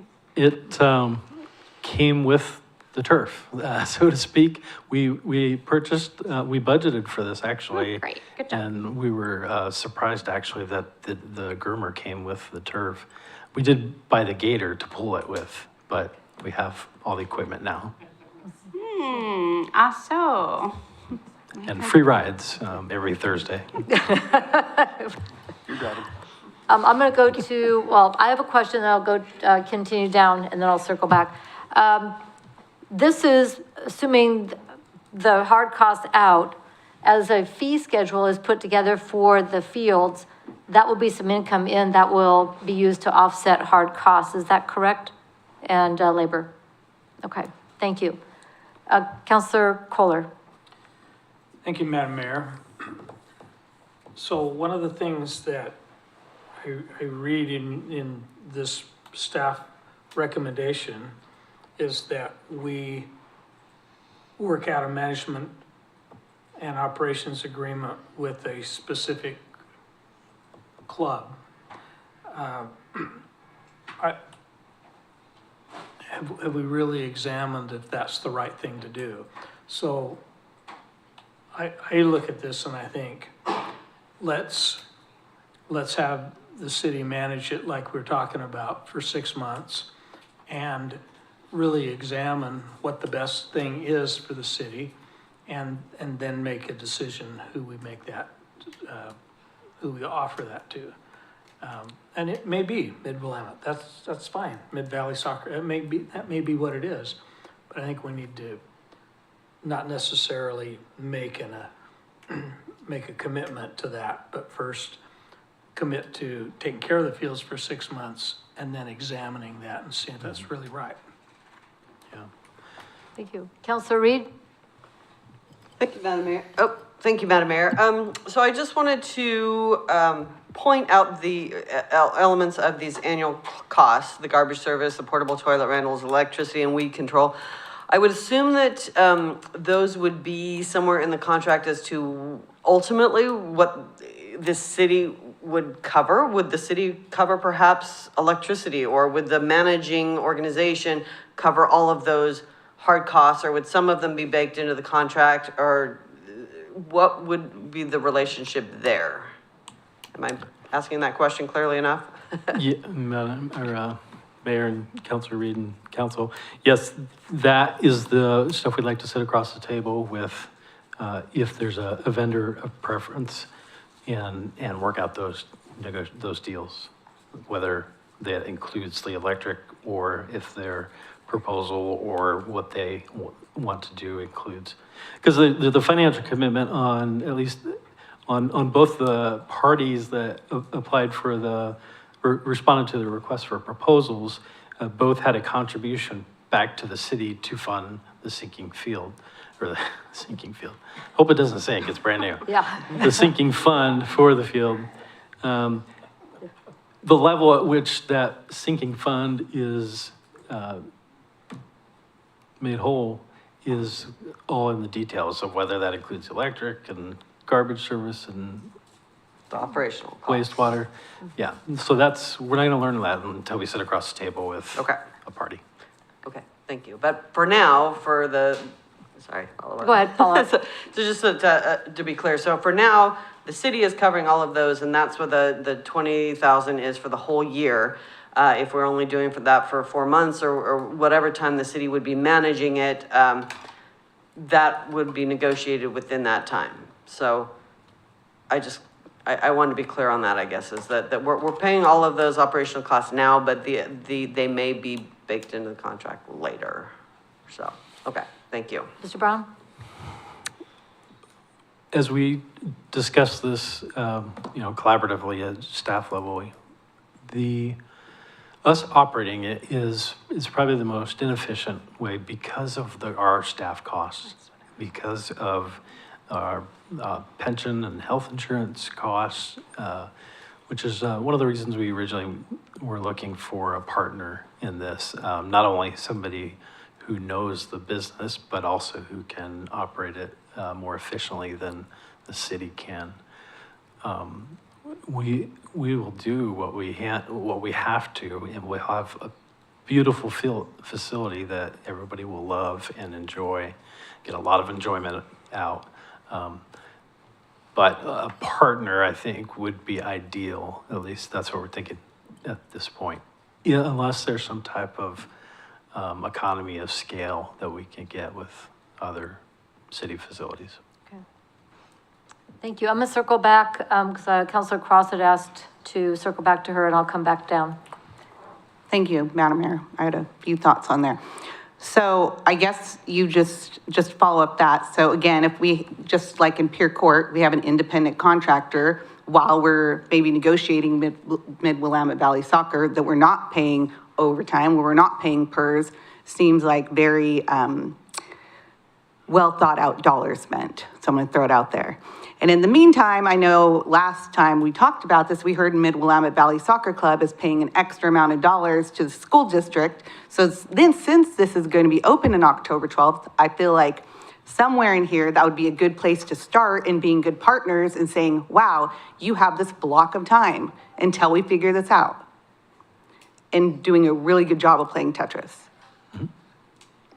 Thank you. Thank you. Counselor Duran, did you have anything? I do have one thing. You said economy of scale. Are you thinking maybe, like pickleball courts and maybe baseball, fields in the future being managed by one entity? So the pickleball courts are not being scheduled. That's not the plan right now, is that they're not scheduled, that they're at first come, first serve. We'll have to see how that works out, if that becomes a huge demand that needs scheduling. There's, you know, if we get into this, yeah, with, if we ended up doing the baseball fields also, we would want some type of scheduling software that makes that easier for entities online to do it. Also, I think I mentioned in the staff report, we are interested in making sure that there's some equity in all the clubs, that one doesn't dominate and then the others are left with the scraps, that we request the schedules of the interested parties and then try to come up with something that everybody gets to use the field as something that works. But that's that programming skill that is really, it is a skill that I've worked with. I haven't had to do, fortunately, but I worked with parks programmers, recreation programmers. Follow up? Follow up? Another thing I was thinking, how are we gonna schedule in the interim? Are we gonna develop a website that can be passed on to a contractor? Or scheduling software? I mean, how is that gonna work in the interim? Right now, the finance department has offered to take up the scheduling, and with some assistance with Public Works as needed, that we have a permit specialist that might be able to assist also, but not online immediately, because we kind of still have to see how this plays out. But we will make sure that there's a number on that we can, on our website, that folks can call and talk. And again, like I said, at first, we want to get the clubs that are interested to submit a request and then try to balance out those. So they'd be managing their block of time? Is that kind of what you're thinking? They'd pick a block of time and then they would manage that time and we don't have to manage it? How is that? Oh, no, I'm talking about us still managing it. Still managing all of the slots? Yeah, in the interim, until we have something more long-term, we're talking about the staff working with those schedules. With or without Unless there's specific software? Are we Right. talking about specific software or just Not yet. somebody's doing a spreadsheet and, okay. Yeah, something shared. All right. Okay. Council President Starr? Thank you, Madam Mayor. So I think it's been made clear the concern about capacity for staff. So I'm just gonna echo that. I appreciate the willingness to make it work. I think that's admirable. I worry that we're already missing stuff in the facilities that we have to manage now, right? Whether that's parks or, here, this center, lights that are about ready to go out or, things like that. So in the bathrooms, things like that. So I am concerned about committing staff to take on something else in the interim. Admirable as it is, I don't know that that's going to serve us well. So I would encourage us to think about moving forward in a plan whether whoever the identified entity is for management and operations of the turf field. I know you all are also abundantly aware that I don't like long contracts, right? So I don't know if you do it for a year and give, if there's been any thought to only doing it for a year and then reviewing where things are within the city that might be allowing us to look at, taking in management and keeping operations with someone, or, how we can craft it so it's can be a moving, an adaptable and flexible thing, right? Management and operations, because that's a big beast to manage. So I would just, I think I'm a little leery of going any further past the end of the year with that on staff. I just worry about our capacity. So that's just where I'm at. Mr. Braun? Yeah, and I appreciate that worry, because we do, out of attempt to have good customer service, try to do everything, and sometimes we're not successful at that. But we can try to do something expedited in terms of relationship. And we have listened to council members and talking about it with staff also, that we would think a 1 year with 2 1-year extensions would give us the flexibility we need to kind of feel this out and how it's going to work and learn through it. Okay, thank you. Councilor Kohler, did you have anything further? No. Okay. Councilor Reed, anything further? Councilor Cross? Thank you, Madam Mayor. Sorry, Mr. Brown, I'm passionate about this stuff.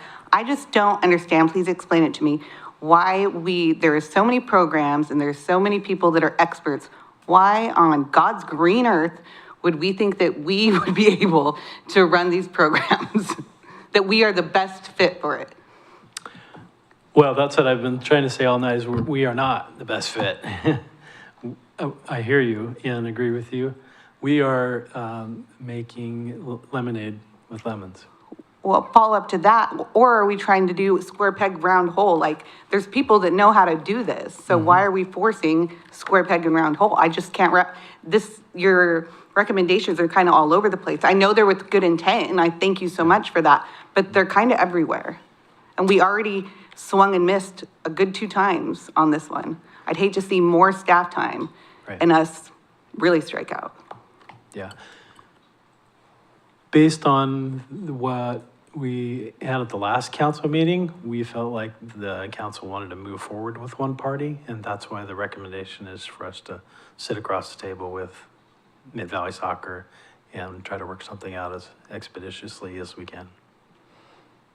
And follow up to that, and I see where you're going with that, but I just don't understand in the meantime, whether it's independent person or whoever, even someone that isn't our staff, why we wouldn't go that route.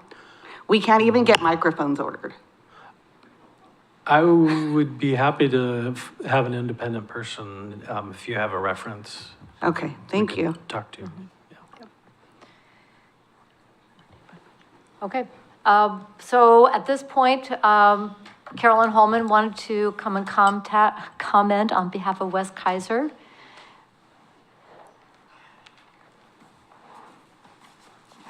Thank you for your patience as we've been working through this. Really appreciate it. Carolyn Holman, Keizer. Just to pull this back to what seems like a really small issue now. The neighbors on Tate, however, did show up at Parks Board, and everybody was really excited because they never get actual people to come, it seems, and testify. So 5 people did, beside me. And Rhonda had also sent in a letter or comment from West Keizer neighborhood, and she also went around to Tate Avenue, the neighborhood, and passed out information about that meeting, trying to get people to come. And she talked to many people in the neighborhood. I can't give you a number, but almost everyone was in favor of 9 p.m. to dim the lights and giving people a half an hour to clear everything up and leave. And the big issue is noise. And as well as the lights, but I understand the lights are programmable and they are angled down, which is great. But the noise factor that goes along with it, they are concerned about it. And I want to say that almost to a person, they're in favor of the fields. They love the park, they're in favor of the fields, we're in favor, we were the first ones Marion County came to when this whole idea came up. So we're in favor, we're just trying to make it so that the neighborhood can be good neighbors with the fields and everyone who wants to use it. We do think there will be a lot of use, and that's another reason. And exceptions by permit for, tournaments, whatever. I mean, everybody realizes there's going to be exceptions, but just as a general rule, they would appreciate that. Thank you. I appreciate All I have to say. all the work that was done on behalf of the West Keizer Neighborhood Association to have that conversation. And this is definitely something for consideration as scheduling is put together for this first time period to gauge the interest. And also, thank you for the comment regarding tournaments and so forth, as that would be by permit as events in the parks are done now. Right. When we do exceptions for tournament or other events. So thank you, appreciate that. Any questions for Ms. Holman? Council President Starr. It's not a question, but I can't help myself, and I know it's before 9 o'clock, but thank you for shining a light on the issue. And So we to hear you speak. loud and clear. Ooh, noise and light, you got them both. There you go. Always happy to I couldn't help myself, and I'm sorry. encourage that sort of. It was before 9. Excellent, well done, well done. I also want to acknowledge again, Mr. Lawyer. Thank you, Madam Mayor. In light of Council President Starr's comment about light, something I thought about earlier I wanted to make clear to the council. It's staff's approach that the lights will not be on those fields unless they are reserved by a team for a game or a practice. The lights will not be on for general public use unless the council so desires. Thank you, Councilor Councilor Cross. Thank you, Madam Mayor. I just wanted to echo what Mr. Lawyer said, because I believe if it's light out and there's some kids that want to play on those turf fields, I would say that I would enjoy them being on, and that's how we would be good partners. So I look forward to that discussion. Thank you. All right, thank you. And again, daylight, the park hours are dawn to dusk-ish. So if the sun's up, have at it. All right, thank you very much. The letter that we received was from, and again, Dustin Carstetter regarding the conversation at the last council meeting regarding Capital Football Club. And it was a very in-depth letter. I really appreciate the time that he put into that regarding issues around, again, engaging in a management service agreement. And I know a lot of due diligence was put in, including by Councilor Cross as one of the reviewers of the proposals. So I appreciate his comments very much and take them very much to heart. Is there anyone else who would like to, I would invite public comment at this time regarding this particular issue? Okay, I'm going to invite up Mid-Valley Soccer and then behind. Rebecca. Yes, Rebecca. Yeah. Thank you for being here tonight. And just to get it back on the record, your name and your city of residence, and then.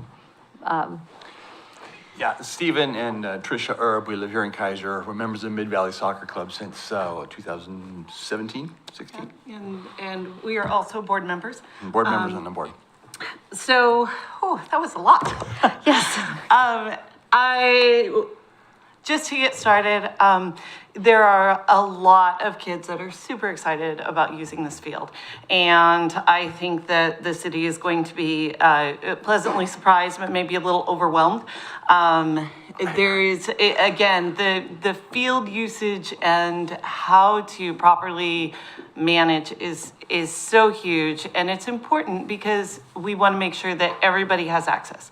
And that isn't just the specific clubs in the neighborhood involved. I know as having our own daughter, she plays soccer, and we as coaches have actually gone out and rented and reserved building space, and with the lack of turf field in this area.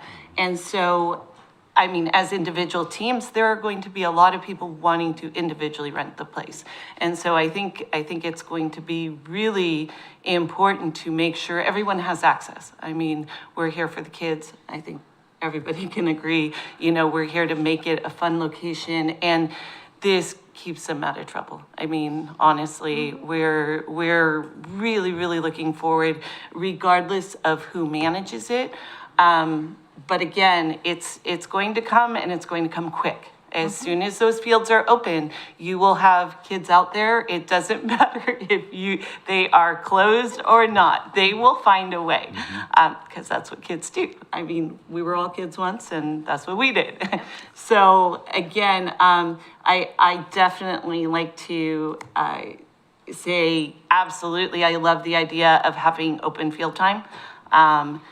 That is something that you will definitely want staffed if you do open field time, because again, you're looking at anywhere from, it might just be 5, but more like 30, 40 different ages, different groups, and they're all going to come, and they're all going to want to play, whether they're little or teenagers. And we had open field time out at Whitaker before, and it was fantastic. I mean, but we definitely had to separate age groups and times, just because it's soccer, and it is definitely a very competitive sport. Addressing the wintertime discrepancy there, I agree to a point. Yes, our rec season is, our 2 rec seasons generally run from August through the end of October. And as you heard the last meeting, we're servicing 1,500 kids a season at Whitaker right now. We have just begun a new competitive soccer program for those basically preparing kids to go to high school. And those programs are running 9 months out of the year now. We started in July. We're going all the way through with the fall season, a winter season, a spring season. So then during summer, typically they're still practicing for tournaments. Yeah. So it's again, a full 9-month season plus. So wintertime, we tried to find whatever space we could find last winter, and no matter the weather, there was kids playing soccer somewhere. We've rented the Croc Center. We have used every gym that has been available. Everywhere. The challenge is turf fields, because again, the kids will get out there. Our daughter played in snow this last year. They only not play if there is thunder and lightning. So it's not like, you know, baseball where it's like, oh, the game got rained out. That doesn't happen with soccer. And it's been, you know, unless it is, I mean, and they love it. The kids love it. So, I mean, I think that there has been so much positive energy around these fields opening that once they are opened, you're going to find that you're scrambling to have downtime from reserving the fields. I think so too. And that's not just from the clubs. That is from individual teams that want to get in that extra practice and have not had field space. I mean, our parks get used excessively, all of them. And the addition of the Women's Football League is going to be spectacular too. It's going to be busy. So if you have any questions, or if there's anything that you want to know from us that we are within capability of answering. I know we have a lot of people online watching right now too, our co-presidents and stuff, so. Well, thank you very much for that. I do have one question.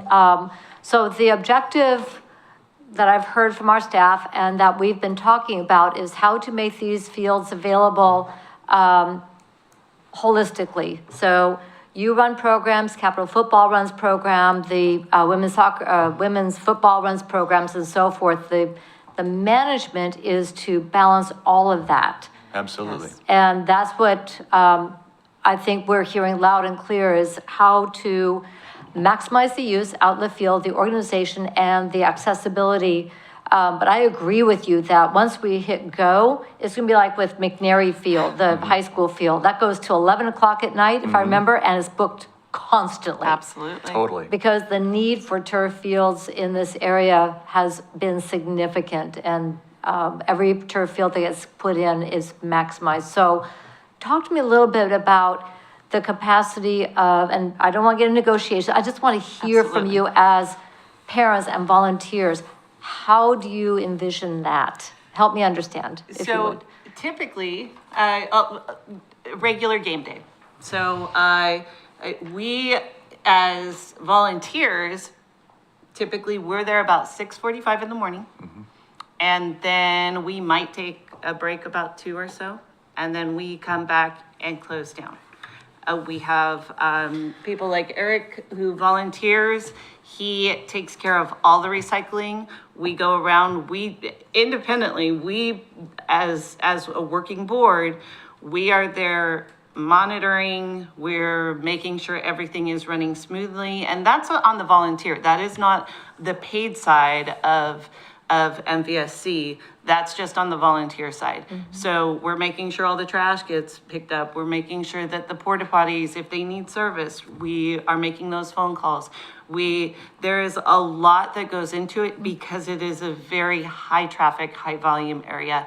And with turf fields, you're going to get more things shifted because let's say if we get rained out at the parks, everybody's going to jump on to get turf, or they might just reserve it early so that, oh, we know this is going to start raining, we're going to reserve field space on the turf.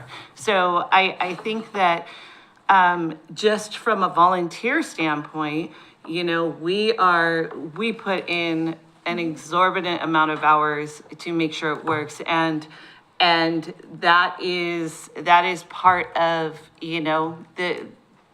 the way that MVSC runs has always been, we're out there doing it for the kids. The volunteers that we have an incredible resource of volunteers, but we also have our paid staff that manages specific things. So again, they would be facilitating a paid staff to make sure that everything ran smoothly, but also for us, we're out there as volunteers making sure that when we have players out there, that they are taken care of. Again, my husband's a retired firefighter. He tends to take care of the medical stuff. That's another thing that is typically overlooked when you have someone managing the fields is, okay, if we're opening up for open play time, well, who is making sure about injuries or anything like that? I mean, that's just on a broader spectrum. So that's just something to take into consideration as you guys look at the potential of staffing it yourself, or just making sure that you have people that are qualified to be out there. Thank you very much. I appreciate that. Councilor Cross has a question. Thank you, Madam Mayor. So that's your world that you live in. So I'm sure tournaments are out 12 to 18 months. So can you tell me what that would look like if Kyle scheduled those fields for 4 months and then you had to take over? Would it be easier or harder? Well, I think that, the scheduling is very challenging in itself. A lot of places are switching over to apps that schedule that people can log onto individually.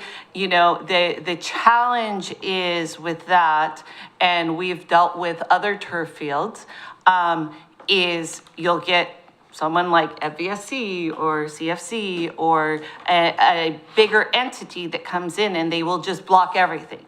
So the challenge is making sure that we're making it equitable, not just for the bigger corporations or, that come in and snatch time, but making sure there are blocks of time built in for other things and for usage so that this is used by the players in the city, and I mean, there are a lot of kids, there are a lot of coaches out there that really, they rely on park space in general. It's not just the turf fields, it's all of Keizer. I mean, you get out there during soccer season and all of the Every park surrounding space parks, if there is a spot of grass, there are kids with soccer balls.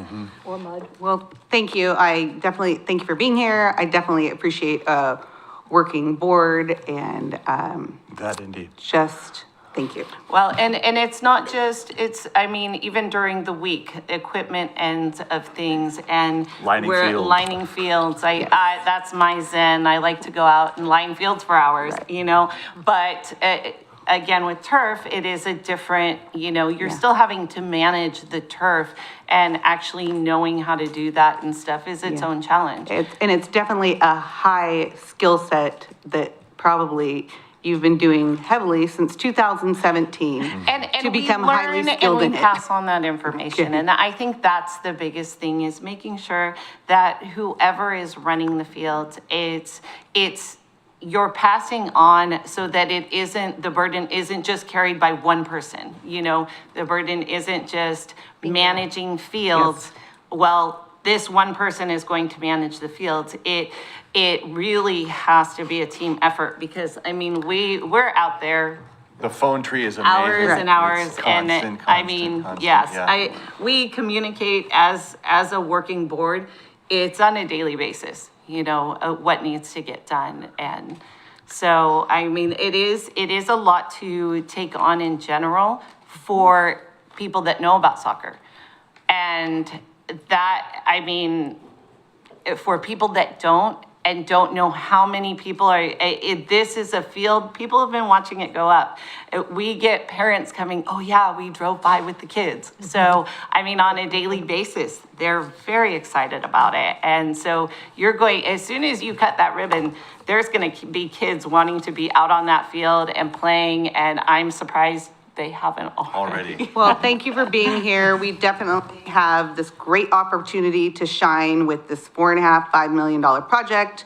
So I'm very passionate in highlighting all the ways we can do that. So Well, thank you. I think the big takeaway right now is the fact that this really gives our youth, especially in Keizer and Salem as well, but this gives them an outlet. I mean, I know they were talking about things getting tagged. They were talking about, this gives them, so there was a retired firefighter, a friend of his, that told me, we were like, how did you raise such amazing women? And he was like, I kept them busy. Every sport, every music program. And I think this is a really good way to keep our youth busy, keep them out of trouble. Absolutely. Totally agree. This is going to be a year-round thing, and that's the other thing as well. So it's not just for the soccer season or football season, but we're looking for ongoing, because as we all know, and yes, I've been out there, well, my son's playing soccer in the snow, so been there, done that, got the parka to go with it. But this is going to be ongoing through year-round. So that's also a capacity issue. This is going to be beyond seasonal. And make sure that as we're putting this together and the operation and scheduling, that this is going to be, 12 months out of the year. So the other part, and you mentioned it, and thank you, is the data. Writing things down so we have really, really good information that goes beyond 1 year, but passes on to the next. So it's constant learning and input, so we can have continuous improvement. That's the other piece that I know is going to be really important to get this up running and then keep going. Well, and I know that not to take this in a real political direction, but if you look at the statistics on our youth and what gives them access, that's the thing. In our minorities, and coming from, a minority family, we really need to consider the fact that this is opening up potential college scholarships for these kids. I mean, and that is in our community as a whole. I mean, giving them that extra practice, giving them access, and I know so many times it is a dollar figure that we look at to give them access.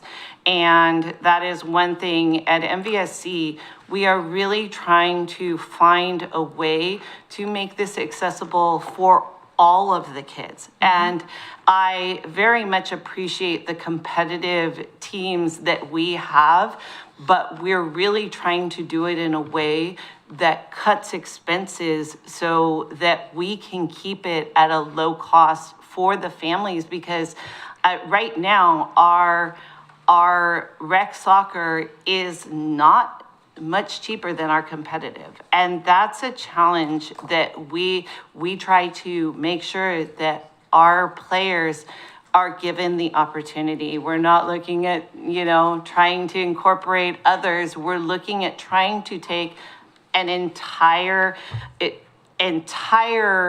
culture that doesn't have access and give them access by cutting costs. And I know that's been a huge thing here, is trying to find a way to manage it at the least expense. It takes a lot of volunteers. It's not going to be staffed by one person volunteering or it's going to take a lot. Managing fields is absolutely a lot of work. So we appreciate all of you and your time that has gone into this.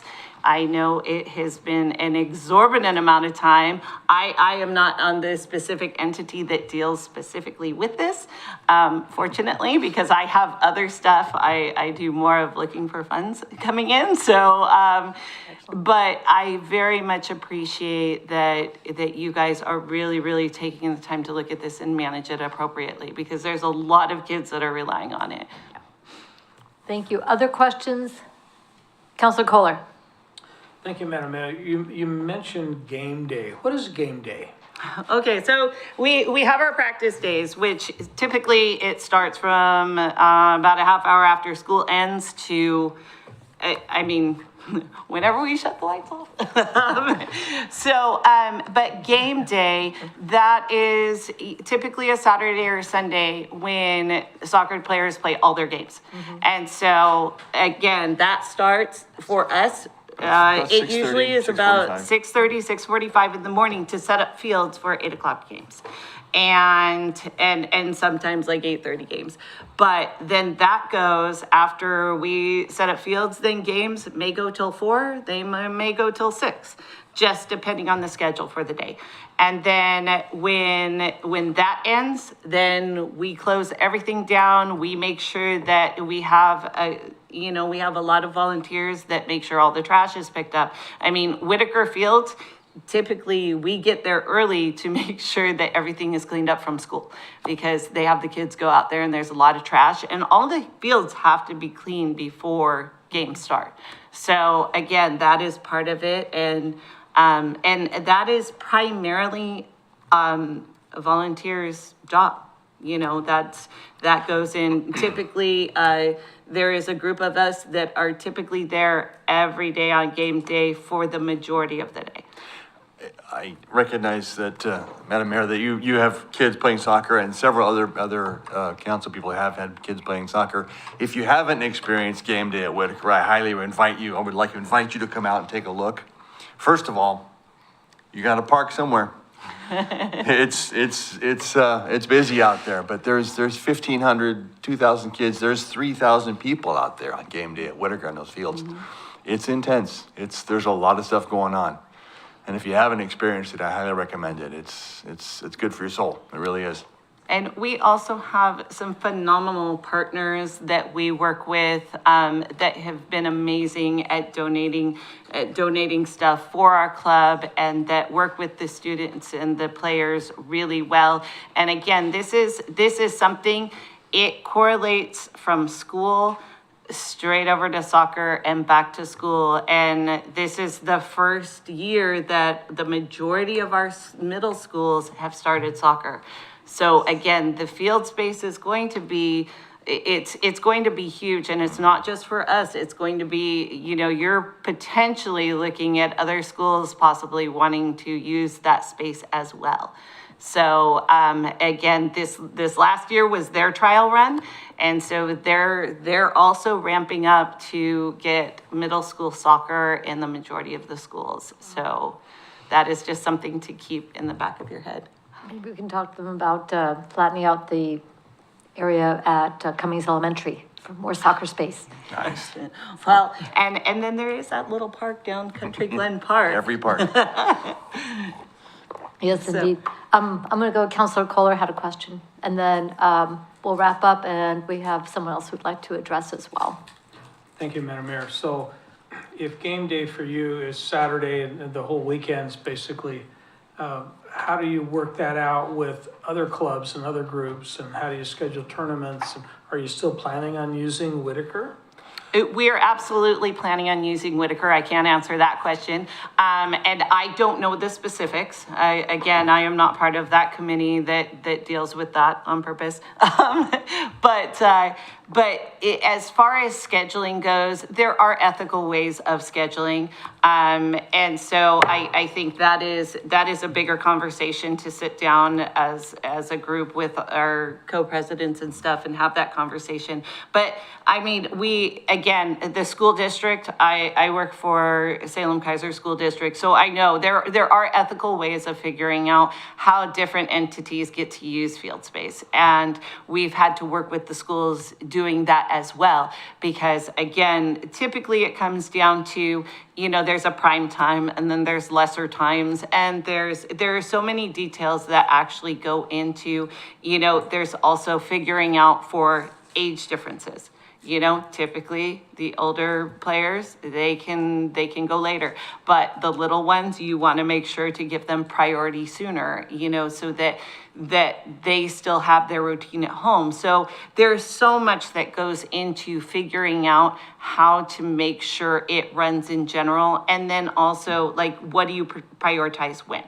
And again, that is a big conversation in itself. Mm-hmm. So I highly recommend to look at the ethics and just make sure that you have a really good solid plan on moving forward, and not just for the clubs, but also for the individuals, because there will be individuals that want to rent extra time and space, especially when you have so many competitive teams in town. You know, they're all looking for that extra time and space. And that is typically paid for by parents, just. Anything further? Okay, thank you. Anything? All right. Thank you so much for being here, and be on standby if you have additional questions. Appreciate it. Thank you so much. You want to come on out? I'm gonna make this quick because it's late. If you just state your name and city of residence for the record, and then Rebecca Finneran, and I'm Keizer resident. I'm the president of the Salem Women's Football Association. I have been working with Mid-Valley Soccer Club since the beginning, since this big endeavor came on, and we decided that it was really, really big and we should probably work together. We have been discussing multiple ways and different entities that we can create to make sure that it is a field that is for community purposes, along with having other clubs, presidents on there, McNary Youth Football, having the rugby club out there, and including everybody doing it together. I have all these big giant plans, and we're ready to sit down and discuss with you whenever you guys are ready. Short, sweet, to the point. Yep. Thank you. Real quick, when does your season start? We are starting our flag season, our women's flag, on August 25th, and our championship game will be on September 29th. Okay, thank you. Mr. Brown. I'd just like to add that Rebecca's been working with me, since we started doing an analysis of this and gauging interest in there. She's been a great person to work with over the last 2 years. Thank you. Thank you. Anything, any questions? All right, thank you so much for that. Thank you. All right, anybody else who would like to address the council under public comment? All right. Council, anything further? Council President Starr, did you want to put a motion on the table? Would love to. Okay. I move that the Keizer City Council direct staff to work out an agreement for management and operations of the Keizer Rapids artificial turf fields with Mid-Valley Soccer Club and Pioneer Capital Football. Second? It's been moved and seconded that the Keizer City Council direct staff to work out an agreement for management and operations of the Keizer Rapids artificial turf fields with Mid-Valley Soccer Club and Pioneer Capital Football. Discussion, Councilor Cross. I'm not sure who this question is for. So in that motion, does that still include finance running the fields for 4 months? Well, because I guess my follow-up question would be, wouldn't there be a way, is there a way, before I make a friendly amendment and maybe it gets shot down, that we can say, hey, maybe we don't enter into an agreement with Mid-Valley Soccer Club yet, but in the meantime, maybe there's a separate, if you wouldn't mind running it for 4 months. That way we don't mess up the whole system. Is that a possibility? Mr. Brown? We would not mind that.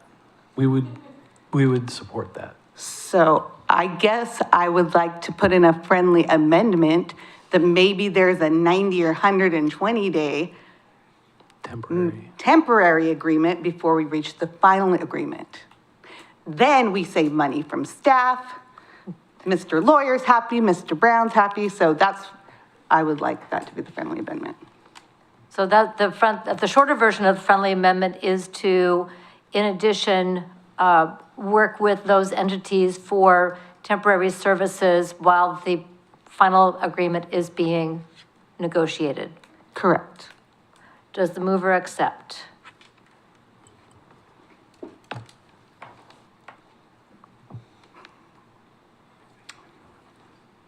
I would accept that friendly amendment. Does the second accept that? Negative. Okay, do you want to put that motion on the table for, so it wasn't accepted as a friendly amendment, it has to be accepted by both? I accepted it. Yes, I know, but the second did not. Okay, well then I'll put a new motion on the table. Well, stand by. We have to vote on that. Yeah, we would have to vote on amending the original motion with that. Okay, is that the motion you would like to put on the table to amend the original motion? Yes, I would like to amend the original motion with a temporary agreement for the parties that the city will be working with for the permanent agreement. Second. Okay, it's been moved and seconded that the original motion be amended for, to have a temporary management, what she said. Temporary agreement. Thank you. All right. In the interim agreement. Councilor Reed. Thank you, Madam Mayor. So my reasoning for not accepting the friendly amendment was because the timing on this, we're looking at October at the earliest, right? So that's about 6 weeks until these are operational. So in that 6 week time period, is that first of all, enough to even, draft up a temporary contract? I would be hesitant to enter into agreement with somebody who is not under contract. So I just my main question with that is it possible from a legal perspective to draw up an interim contract or whatever with all of the details that we need to at this point? Great question. It's always possible. The idea is if you're doing something and trying to do it quickly, you're probably going to either miss a few things or have a few things that are intentionally left out because they're stickier. So There's you always might a do, clause you for know, you that. might do like a contract that we pay for the power for a while. You know what I mean? Like, so basically you're giving up some of your negotiating strength when you're trying to like do super quick because you're probably gonna give up a few things in the short run. But, it's doable. Okay. Okay, Counselor Cross. And I would just point out that we, as a team, kind of failed on this one, so we are going to kind of give up, and I would also say that we have a way better percentage of being successful with this temporary agreement than we do putting another plate spinning, where Mr. Wood's like spinning plates off his hands and his feet of being successful. So there's my reasoning. Mr. Brown. Yes, and Madam Mayor and Council, I think also with the new purchasing policies that we could do the short-term agreement without having to come to council with it. So it could happen fast, the short-term agreement. Okay. So this would be for limited services, just specifically for getting up and running, while the larger agreement and so forth. Also, the fee schedule, that is something we're going to have to adopt as far as the cost for renting the fields. And that will have to come back to us once that is developed. And again, this is something that can be amended as we learn. We've done that with other facilities that we've had where we've made changes over time as we've learned what the true costs are, up or down. So that'll have to happen, and you're probably already working on it anyway. Yeah, that's what I thought. Okay. And this will not include that, the fee schedule is something that the council has to adopt. So it won't be part of the interim agreement. Is that correct? Okay. Thank you. Councilor Reed. Thank you. Just to follow up to that, to ask the representatives of the Mid-Willamette or Mid-Valley Soccer Club, are you prepared to do this such short notice? Is this a good idea for your organization, or are we putting an onus on you that is unrealistic? Well, I believe. Sorry, we're being televised. Okay. We want folks your folks who are watching to hear you. Yes. I believe from our perspective, again, we have already been planning this out for an extended amount of time. Yeah. So, to my knowledge, it's something where, again, we're going to react to your decision and we will make it work. And I think that, the other consideration is when you do start managing a field and you have something in place, that changing it midstream, so changing it to 3 months down the road, will be challenging for all parties involved, especially when you get someone used to a system. So I think starting off with a good system that you're going to continue to use is the best option versus maybe trying to figure out a system for 3 months and then switch over to a different system that was already designed for the fields. To answer your question, yes. Yeah, thank you. I appreciate We've talked, we've hashed it out as a group so many times, so many times. I appreciate your brevity. Thank you. Thank you very much. I appreciate that. Any further discussion? Okay, this is the vote on amending the original motion. All in favor, please signify by saying aye. Aye. Opposed, signify by saying no. No. Motion passes with 1 no, Councilor Kohler, and 1 absent, Councilor Husband. So the original motion is now amended. So the original amended motion is now on the table. Is there any further discussion on that? Council President Starr. Thank you. Ms. Bissett, can you repeat the new amended motion? Because I want to make sure we have both pieces in place. Sorry. That's right. It's Amend the original motion with a temporary agreement for the parties which the city will be working with for the permanent agreement. So I just want to, Mr. Lindsay, Mr. Brown, flip a coin, who gets this question? Do we need to then have a second motion directing staff for the long-term agreement? Because I don't know that. No, because I believe the amendment to it. I just want to make sure. The amendment to it was, your original motion was to work with, towards an agreement with. Mid-Valley. With Mid-Valley and Pioneer Capital Football for the permanent agreement as well, so. Okay, so. And then the temporary on And top. then the temporary Yeah. amendment for the temporary. So we are covered for both the temporary with Mid-Valley Soccer Club and Pioneer Capital Football, and we're covered directing staff for the longer term agreement. You are telling us to do both those things. Thank you. Yes. Okay, anything else? All in favor signify by saying aye. Aye. Opposed signify by saying no. No. Motion passes with one no, Counselor Kohler, and one absent, Counselor Hussman. Thank you all very much. It is 9:25. We are going to take a 5-minute bio break, and we will then reconvene.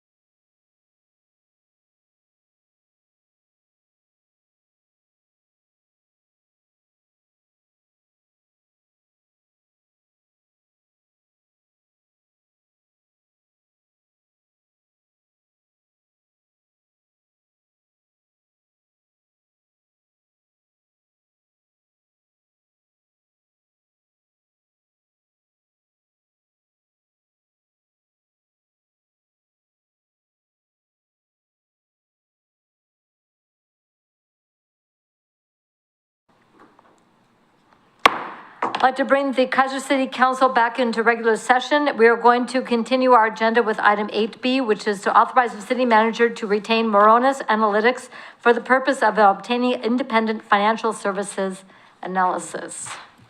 Mr. Brown or Mr. Wood, both of you. Madam Council and Madam Mayor and Council, I can't get my words right today.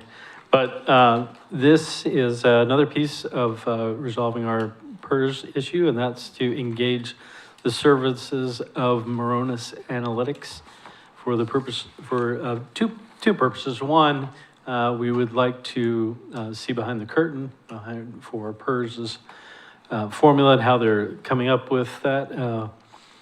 And then two, to do an auditing of the records that we are producing to assure our retirees that the records we're producing are credible and accurate.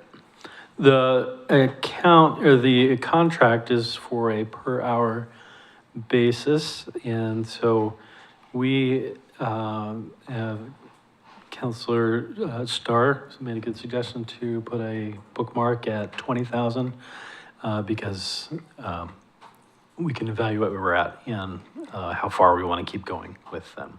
So they do request a $7,000 retainer, and we would want to cap it at $25,000 right now.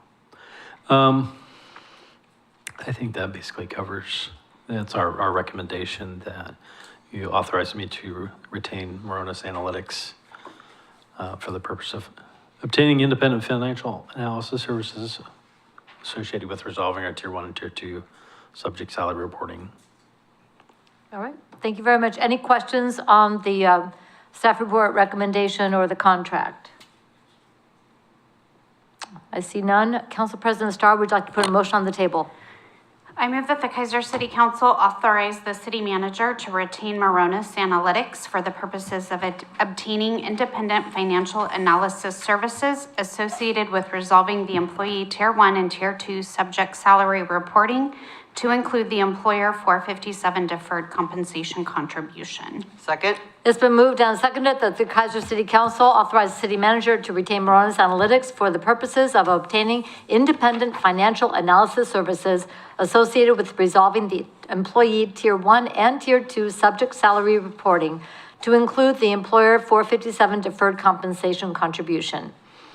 Any discussion? All in favor signify by saying aye. Aye. Opposed signify by saying no. Hearing no objection, motion passes unanimously with one absent, that is Hussman. That concludes the administrative action for this evening. Let's go to the consent calendar. Council President Starr. Consent calendar includes items A, approval of August 5th, 2024 City Council regular session minutes, and item B, the 2023-24 surplus property report. Thank you very much. Are there any polls? Seeing none, Council President Starr. I move to approve the consent calendar as read. Second. The consent calendar has been moved and seconded. All in favor signify by saying aye. Aye. Opposed signify by saying no. There no objection. Motion passes unanimously, one absent, Hussman. That takes us now to other business. This time is provided to allow the mayor, city council members, or staff an opportunity to bring new or old matters before the council that are not on tonight's agenda. As you heard earlier, there was a request by the Traffic Safety Biped Committee to adopt the revised Appendix A. It was presented to City Council a couple of weeks ago, and there were a couple of items that did need to be updated, and I took those to the Traffic Safety Bikeways Committee for their consideration. So what you heard tonight was their request for their amended Appendix A. So if council is willing to suspend the rules and take up the matter of adopting the Appendix A, I would appreciate that opportunity to do so on behalf of that committee. I move that we do that. Okay. That we include Appendix A as part of the, So motion to suspend the rules, take up the matter. Yes. Okay. I move that we suspend the rules. Okay. Okay, motion dies for lack of second. All right, this will then At the request of the Traffic Safety Bike Ped, if we can get this on to the next regular agenda, at the request, so we can then take up that matter at that point. Okay. All right then. Mr. Brown, does city staff have any, other business at this time? Yes, Madam Mayor and Council, I wanted to follow up with you because we had a public conversation about the Keizer Salem working together sign on River Road. And is that Market Street where it splits off, or commercial? Broadway. Commercial, yeah, Broadway commercial. I spoke with the city manager about it, and I know Mr. Lindsay reached out to their attorney who's on leave, but I wanted to share that they sent me a summary of the work that they've done since this was created, and we actually found out that it was built by the Keizer Chamber of Commerce, and I think one of our local business and philanthropist paid for it, Mr. Dick Withnell. So, but in 2016 and 17, they had these concrete ramps up to it. I don't know if they thought people would walk up to it, but they seemed like a ramp for cars, and that's what happened. So they took that concrete out in 2016 and 17 on both the south and north approaches to it. And then in 2021, it was hit from the south side, and the city of Salem spent $18,500 to replace 22 linear feet of that segment. In 2022, it was hit again. The Enjoy Salem sign was hit, and they spent another $22,250 to reinstate that sign and brickwork. And it was just smashed. I'll send you these pictures later. They sent me pictures and numbers. And then in 2023, it was hit again, and I think they spent $30,860 to repair it. And then, of course, it is broken now, and they estimate it's probably be another $40,000. So I share that just so you know that Salem has put a lot of money in there from their transportation fund, and in an attempt to keep that up, but it may not make sense for us to continue to just put something back up that keeps getting knocked down. They did tell me they have added the DuraPost reflective tubing on the southbound approach, that triangle, that has helped a little bit. They're going to put that on the northbound approach too, but they also are talking about boulders, and I'm not sure they can, that complies with ODOT, but that's kind of what they're considering. But as far as the site, I think we should have an ongoing discussion with them about whether it makes sense to spend that kind of money every year. And it's coming out of their pocket, fortunately, for us. So that's all. I just wanted to make sure that was shared publicly, since we had a public conversation about it. Thank you very much. I appreciate that. Look forward to that following up. Mr. Lindsay? Yeah, and I can say too, I know that there's somewhat of a, plan along that corridor to make sure that we have welcoming signs that say things like "Welcome to Keizer." And so I think in part of the discussions back and forth was that if you guys, maybe even if this has to come down because this doesn't make any sense, maybe there's an opportunity to put a slightly different and perhaps more robust, or one that isn't as big of a target of a welcome, to Keizer in there too. So I don't think we have to just give up entirely, or at least, from a policy standpoint, you guys can decide, maybe you want us to go approach them with, and looking towards an agreement, maybe where we could both engage in trying to utilize that space with a welcoming sign that might work. I don't know. But maybe that isn't the appropriate area. Maybe we pick something else. So I might suggest working with the traffic engineers on what would be, first of all, safe, because people are hitting that thing and that damage and injury, that doesn't seem like a good solution. So, I mean, this is obviously in the city limits for Salem, but it has been sounds like a collaborative effort, or at least an attempt at a collaborative effort over the years. So I would welcome something from traffic engineers for something that's safe. And then figure out signage later. Let's, to figure out the what, and then figure out where signs or something like that are gonna go. Does that sound good to people? Council President Starr. Thank you, Madam Mayor. What is the exact, like, and I don't mean exact, but exact-ish, boundary, where does that exact-ish boundary hit between Keizer and Salem? Well, and I'm gonna acquiesce to him, but it's not there. Yeah. Well, on the one side of the river, it's Shangri-La, and then it kind of jogs on the west side by those apartments that are there. It kind of wraps around. Oh, down to Stark. So it's before it a ways. Okay, thank you.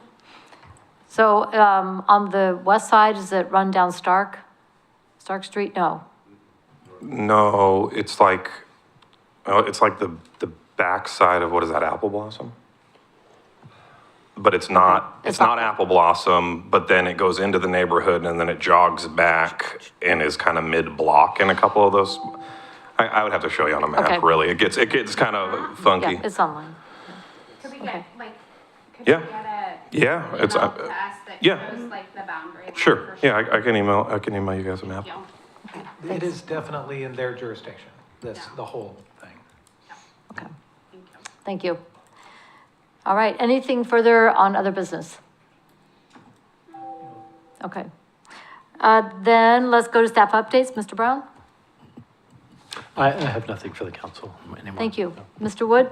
Madam Mayor, City Council, hot off the press, for the 25th year in a row, the city has received the Certificate of Achievement for Excellence in Financial Reporting. Just got the notice while we were on our intermission today, so I thought I would pass that along.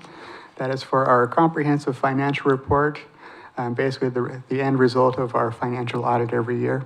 It's one of the ways that we as a city try to be transparent and accountable with our finances to the general public. So 25 years in a row, let's keep it going. Thanks. Congratulations. Congratulations, well done. Fantastic. Ms. Bissett? Nothing tonight, Mayor, thank you. All right, thank you. Lieutenant Hine? Thank you, Madam Mayor, City Councilors. So for the police department, on August 6th was National Night Out. It went really well with a total of 29 block parties attended. Sounds like originally there was 28 planned and one extra slid in there. August 10th was Shop with a Cop event at South Salem Fred Meyer. Approximately 150 kids were there, 36 police officers. The kids got definitely a reasonable amount to spend on back to school supplies, so that was awesome for kids that are in need. Chief Copeland is on the board and helped organize this event. This is an expansion of the Shop with a Cop event that typically happens around Christmas time. August 13th, Coffee with a Cop at the River Road Starbucks was well attended. It was a good event. Some upcoming events to look forward to. There's going to be a Coffee with a Cop at the Grange Hall. That'll be in collaboration with Valor Mentoring, and this should be in September sometime after school starts. Also, on August 31st, I'll go ahead and actually pass this around as I'm talking about it. If you want to just take those and pass it down. So on the 31st, from 11 a.m. To 2 p.m., we're going to have a summer barbecue, end of summer barbecue. We'll be hosting that. It's going to be at basically just outside City Hall. We'll be utilizing Chalmer Jones Park. There's going to be a SWAT vehicle there. There's going to be an obstacle course, self-defense class, police canine, cornhole, other games, and other folks there as well. Be barbecuing up some food, and it's open to all, and just looking to have a good time and visit with the community. So tell people about it, and hopefully we'll see you there. Fantastic. Thank you very much. Looking forward to this. Love it. Mr. Lawyer. Nothing tonight. Thank you, Madam Mayor. All right, thank you. Mr. Lindsay, nope, Mr. Witham. It's okay. No.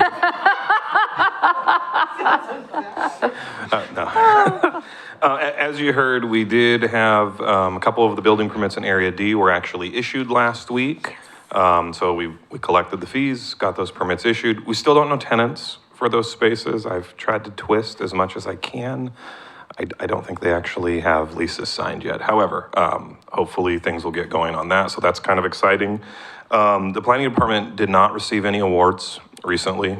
You should. Yeah. And then the only other thing I kind of want to let council know, I'm going to ask maybe Bill to send you guys a map because I'm going to be out the rest of this week at an emergency management class. And then I take my kids to college in Arizona at the end of the week. So we'll be back next week. But anyway, that's, I think everything. I know in the update, I kind of indicated a couple weeks ago, we did get some news about our TSP project and the grant and funding. And so that was not exactly what we hoped for, but I think we have a pathway through continuing to have conversations with them and working towards figuring out what that looks like. But we are going to need to come to the table with hard cash match, and I was kind of hoping we wouldn't have to do that, but it's still 10% is a really good deal still. So, but obviously you guys will be being kept in the loop and posted as I know more. And we're continuing to work on scenario planning, scenario results, and lots of fun things that we get to respond to because of rules. That's all. All right, thank you very much. Mr. Lindsay? Yeah, quickly, I brought a visual aid. So this is what I've been looking at and working on. It's the code, right? So codification right here. And this is double-sided, and this is just the parts that have the, your kind of the run-of-the-mill ordinances, right? And then this isn't the development code. So they're also going to be publishing our development code. So together it'll be almost 1,200 pages. What I keep kind of teasing this out, right? But we should be done with our, as you can tell, we're making notes as we go. We're making notes as we go just for real Scrivener's errors, because this is going to be what we're going to ask you to adopt, and it's going to have to go back to them first by September 15. So by the end of this week or early next week, we're going to send you guys copies so you can look, because we want to get kind of that feedback, because there are some red lines through stuff as part of this process. There was, lawyers on for Muni Code, and then there was Shannon Johnson's working with them, and then now there's me working on it. And there is some immediate changes to some of the code. A lot of it's just Scrivener, like cleanup, but some of it is, citing to the correct statute, or sometimes there's a little bit of change here and there. And then sometimes there's a full, we can't publish this because one of the things we had in here was actually a copywritten document that we had used somebody else's code that was copywritten, and so they won't publish it. So there's stuff like that I just have to explain to you. I will put this all in an email, I will let you read it, and you should have about 2 weeks with it. But then we have to say, okay, we get enough of a blessing that we send it back, and they'll send us the finalized copy that you can adopt. So look for this in the email, end of the week or early next week. Oh, I can't wait. Oh, fantastic. Oh, my gosh. Awesome. And there's a lot of work to be done with it, so be patient with us, everyone out there. Oh, absolutely. I'd like to circle back, and I know Mr. Witham probably won't have an answer tonight, but we've been getting a lot of complaints about the property at Sherry's. And I know that Mr. Crosby's been working really hard on that. And so I want to acknowledge that. And it sounds like it's been an ongoing problem. Do you have anything on that? Sure. Or can No, I appreciate that you caveated that with that I probably wouldn't have the answers, because that is good. Expectations are low. We have had code enforcement action this summer. We received a complaint earlier in the summer. We sent notice. Ben has stopped by Sherry's multiple times trying to talk to people in charge. It has been a challenge. We know that they don't have a landscaping service and that they're not watering the lawn. It's not the only problem property on River Road in the commercial core. It is a little bit challenging. We have tried to reach out again and get a hold of the proper people. And it's hard. I think if you drive around Salem, it's not the only Sherry's that doesn't look real great right now. So Agreed. there is some questions on what exactly is going on with Sherry's collectively. So that's, it's still an open case. Ben was actually out of the office today. But driving in this morning, I was like, nope, still haven't done anything with it. So we are working on it. It is a little bit of a challenge. It's kind of on that edge of, do we go and do a formal abatement on a commercial property? We theoretically could go through that process, but frankly, historically, we have wanted business owners and business folks in Keizer to maintain their own properties. And we kind of reserve that abatement for absentee owners or folks that just tell us, no, we're not interested in complying with any of your rules. So, and I know I had heard from my staff that there was some fun Facebook comments that were somewhat colorful. And, for the record, we have one code enforcement officer for our city of 40,000 people. I did code enforcement 20 years ago, and I generally ran with 20 to 30 to 50 open cases at all times. Ben does way more than I ever did as a code officer because he also deals with parking and graffiti and homelessness issues that we never had back in the day. And so it is a triaging effort on our part, and I wish I had a magic solution. He works real hard to keep our community as nice as he can. But for the folks watching, if anybody's still watching at home, know that we do work and we do care, and we love to have conversations and partner with folks if people have opportunities to help us out in that space. So, but as it stands, we are losing our patience with Sherry's a little bit. So that I expect that something will be changing sooner than later, but sooner is still probably a few weeks out. So. Okay. Thank you. I really appreciate that. Anything else? Okay, let's go to council updates and start with Councilor Cross. Thank you, Madam Mayor. Sorry, put my glasses back on. I'll go pretty quick. Last couple weeks, Mayor titled their annual bocce ball tournament. It's, pretty awesome. Was at Illahee, and it was over $12,000 that was raised for nonprofits. Like a lot of you attended Willamette Valley Greeters during Keizer Fest. It was fun pouring beer that night with City Council President Starr and Mayor-elect, City of Salem Mayor-elect Julie Hoy. Attended the Center for Hope and Safety ribbon cutting. Believe in your community. I just wanted to highlight that it is such an awesome organization, and they actually 200 local students were paired with those local law enforcement, and $150 each was spent on shoes and clothes. And then this week I'll be playing, they're having their first annual cornhole tournament, and that's where they'll raise the money for the Shop for a Cop, which they usually serve around 800 kids, and they'll spend $50 a piece on that. And Councilor Duran will be there also. And I look forward to learning more about the Marion County Town Hall at the County Commissioners about House Bill 4002. If we could get this in a PDF email to and then maybe get this sent out to the neighborhood associations, that would be awesome. And we probably could even send it out to the schools in town. Can we get it in Spanish? And throw it out there. Okay, I'll stop you. You get all that? Okay. Welcome back from leave. Okay, thank you. Congratulations. Indeed. Thank you so much. Councilor Duran. I don't have much. I did get to enjoy the CFEC conversation at Planning Commission, which is so much fun. And that was the highlight of my week. Seriously. Council President Starr. Thank you, Madam Mayor. Thank you for all you did at volunteering at Keizer Fest. I know that was a big investment of your time and resources.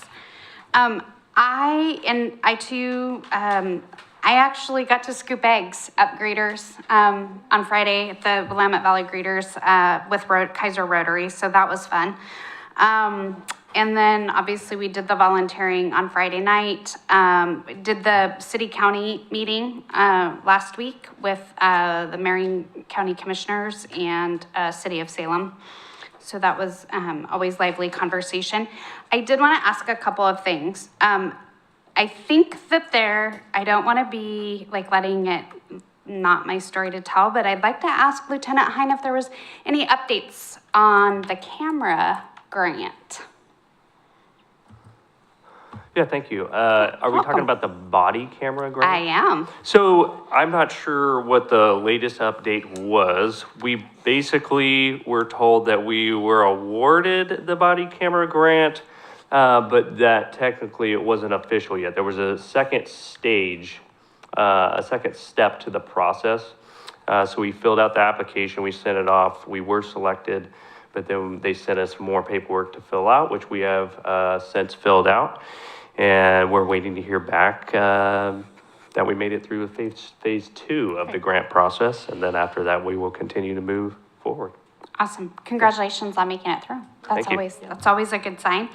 And then my second thing that I'd like to ask is, I believe we were going to do quarterly updates with the Long Range Planning Committee to get financial updates. Yes? We talked, I think we settled on a biannual one around in October is where we ended up that discussion. Okay. I had quarterly in my head, but I guess doing it every 6 months is better than nothing. But I would like to request that we add or we calendar looking at the code enforcement issue for that. Meaning like capacity, more bodies, more, how do we fund that? I'd love for that to be a conversation. Okay. Thank you. All right, thank you very much. Councilor Kohler? Well, thank you, Madam Mayor. I just want to thank you to Mayor Clark for attending the Keizer United meeting last week. I was out of town all week. One of my clients had a daughter get married, and I ran their business for a week, which meant that I didn't attend any of Keizer Fest, and I really kind of missed that. So I usually get to do some volunteering there. Went to the Parks Board meeting on Tuesday night. That was lively, basically. It was kind of nice to see people there besides, and we had a full board. That was great. And then, of course, the Salem Keizer community meeting with the commissioners. And then I attended a funeral of a good friend on Saturday, and that was, it was a hard thing, but, you know, we do that, and we have, I guess what I'm saying, what I want to say is that take the time and say things you want to say to people that you care most about, and none of us are guaranteed tomorrow, so take time and smell the roses and appreciate what you have. Thank you. Appreciate the encouragement as well.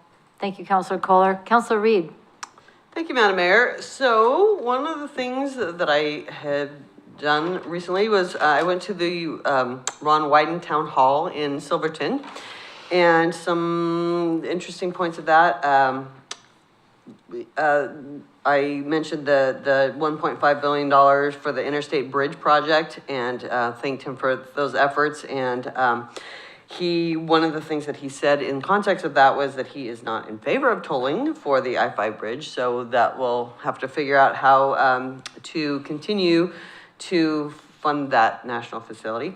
I also asked about the residential facilities for developmental and behavioral health, people experiencing behavior and developmental health issues. And he had been working on, some legislation called Family First. This is based on the fact that these residential facilities have traditionally been warehouses of neglect. And So he supports the family first, supporting these people in a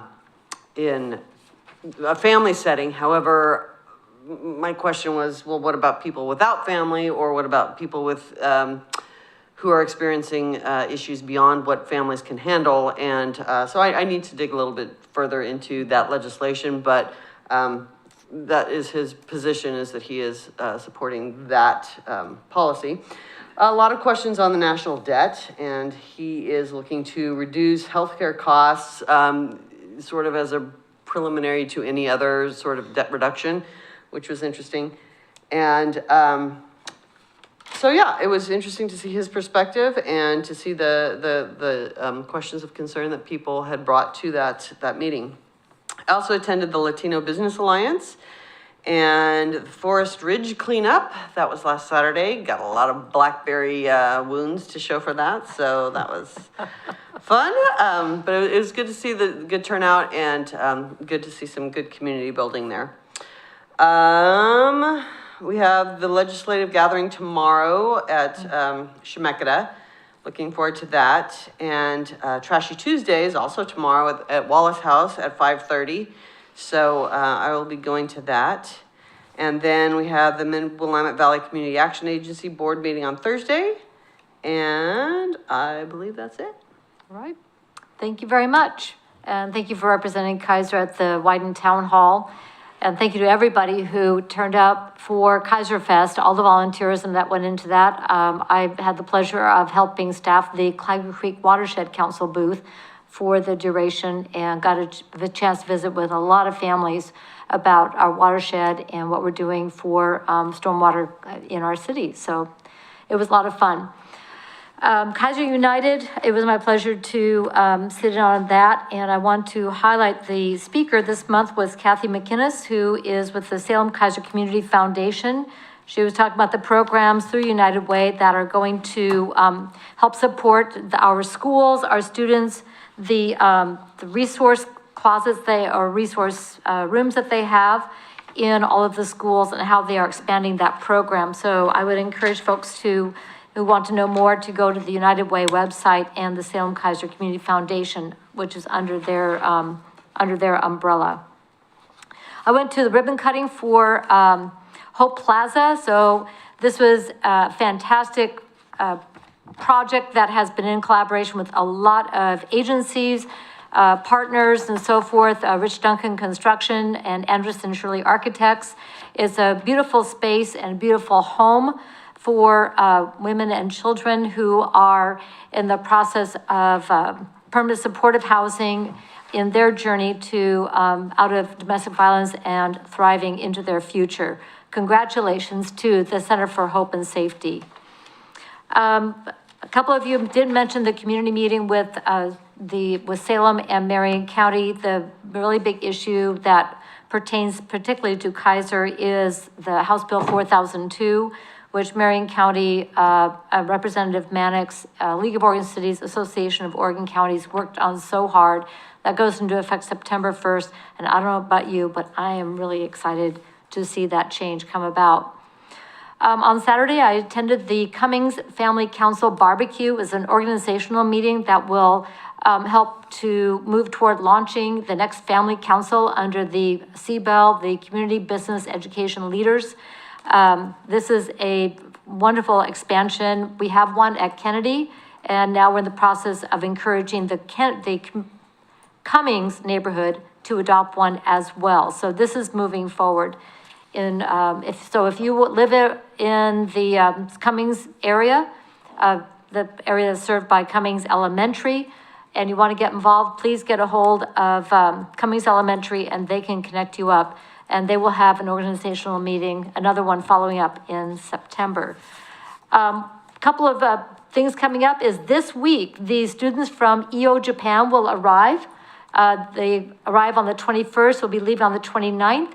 And we're really excited to welcome those middle school students once again to Keizer and to be around our city, to experience our town and welcome them here. So EO Japan students arriving. And let's see.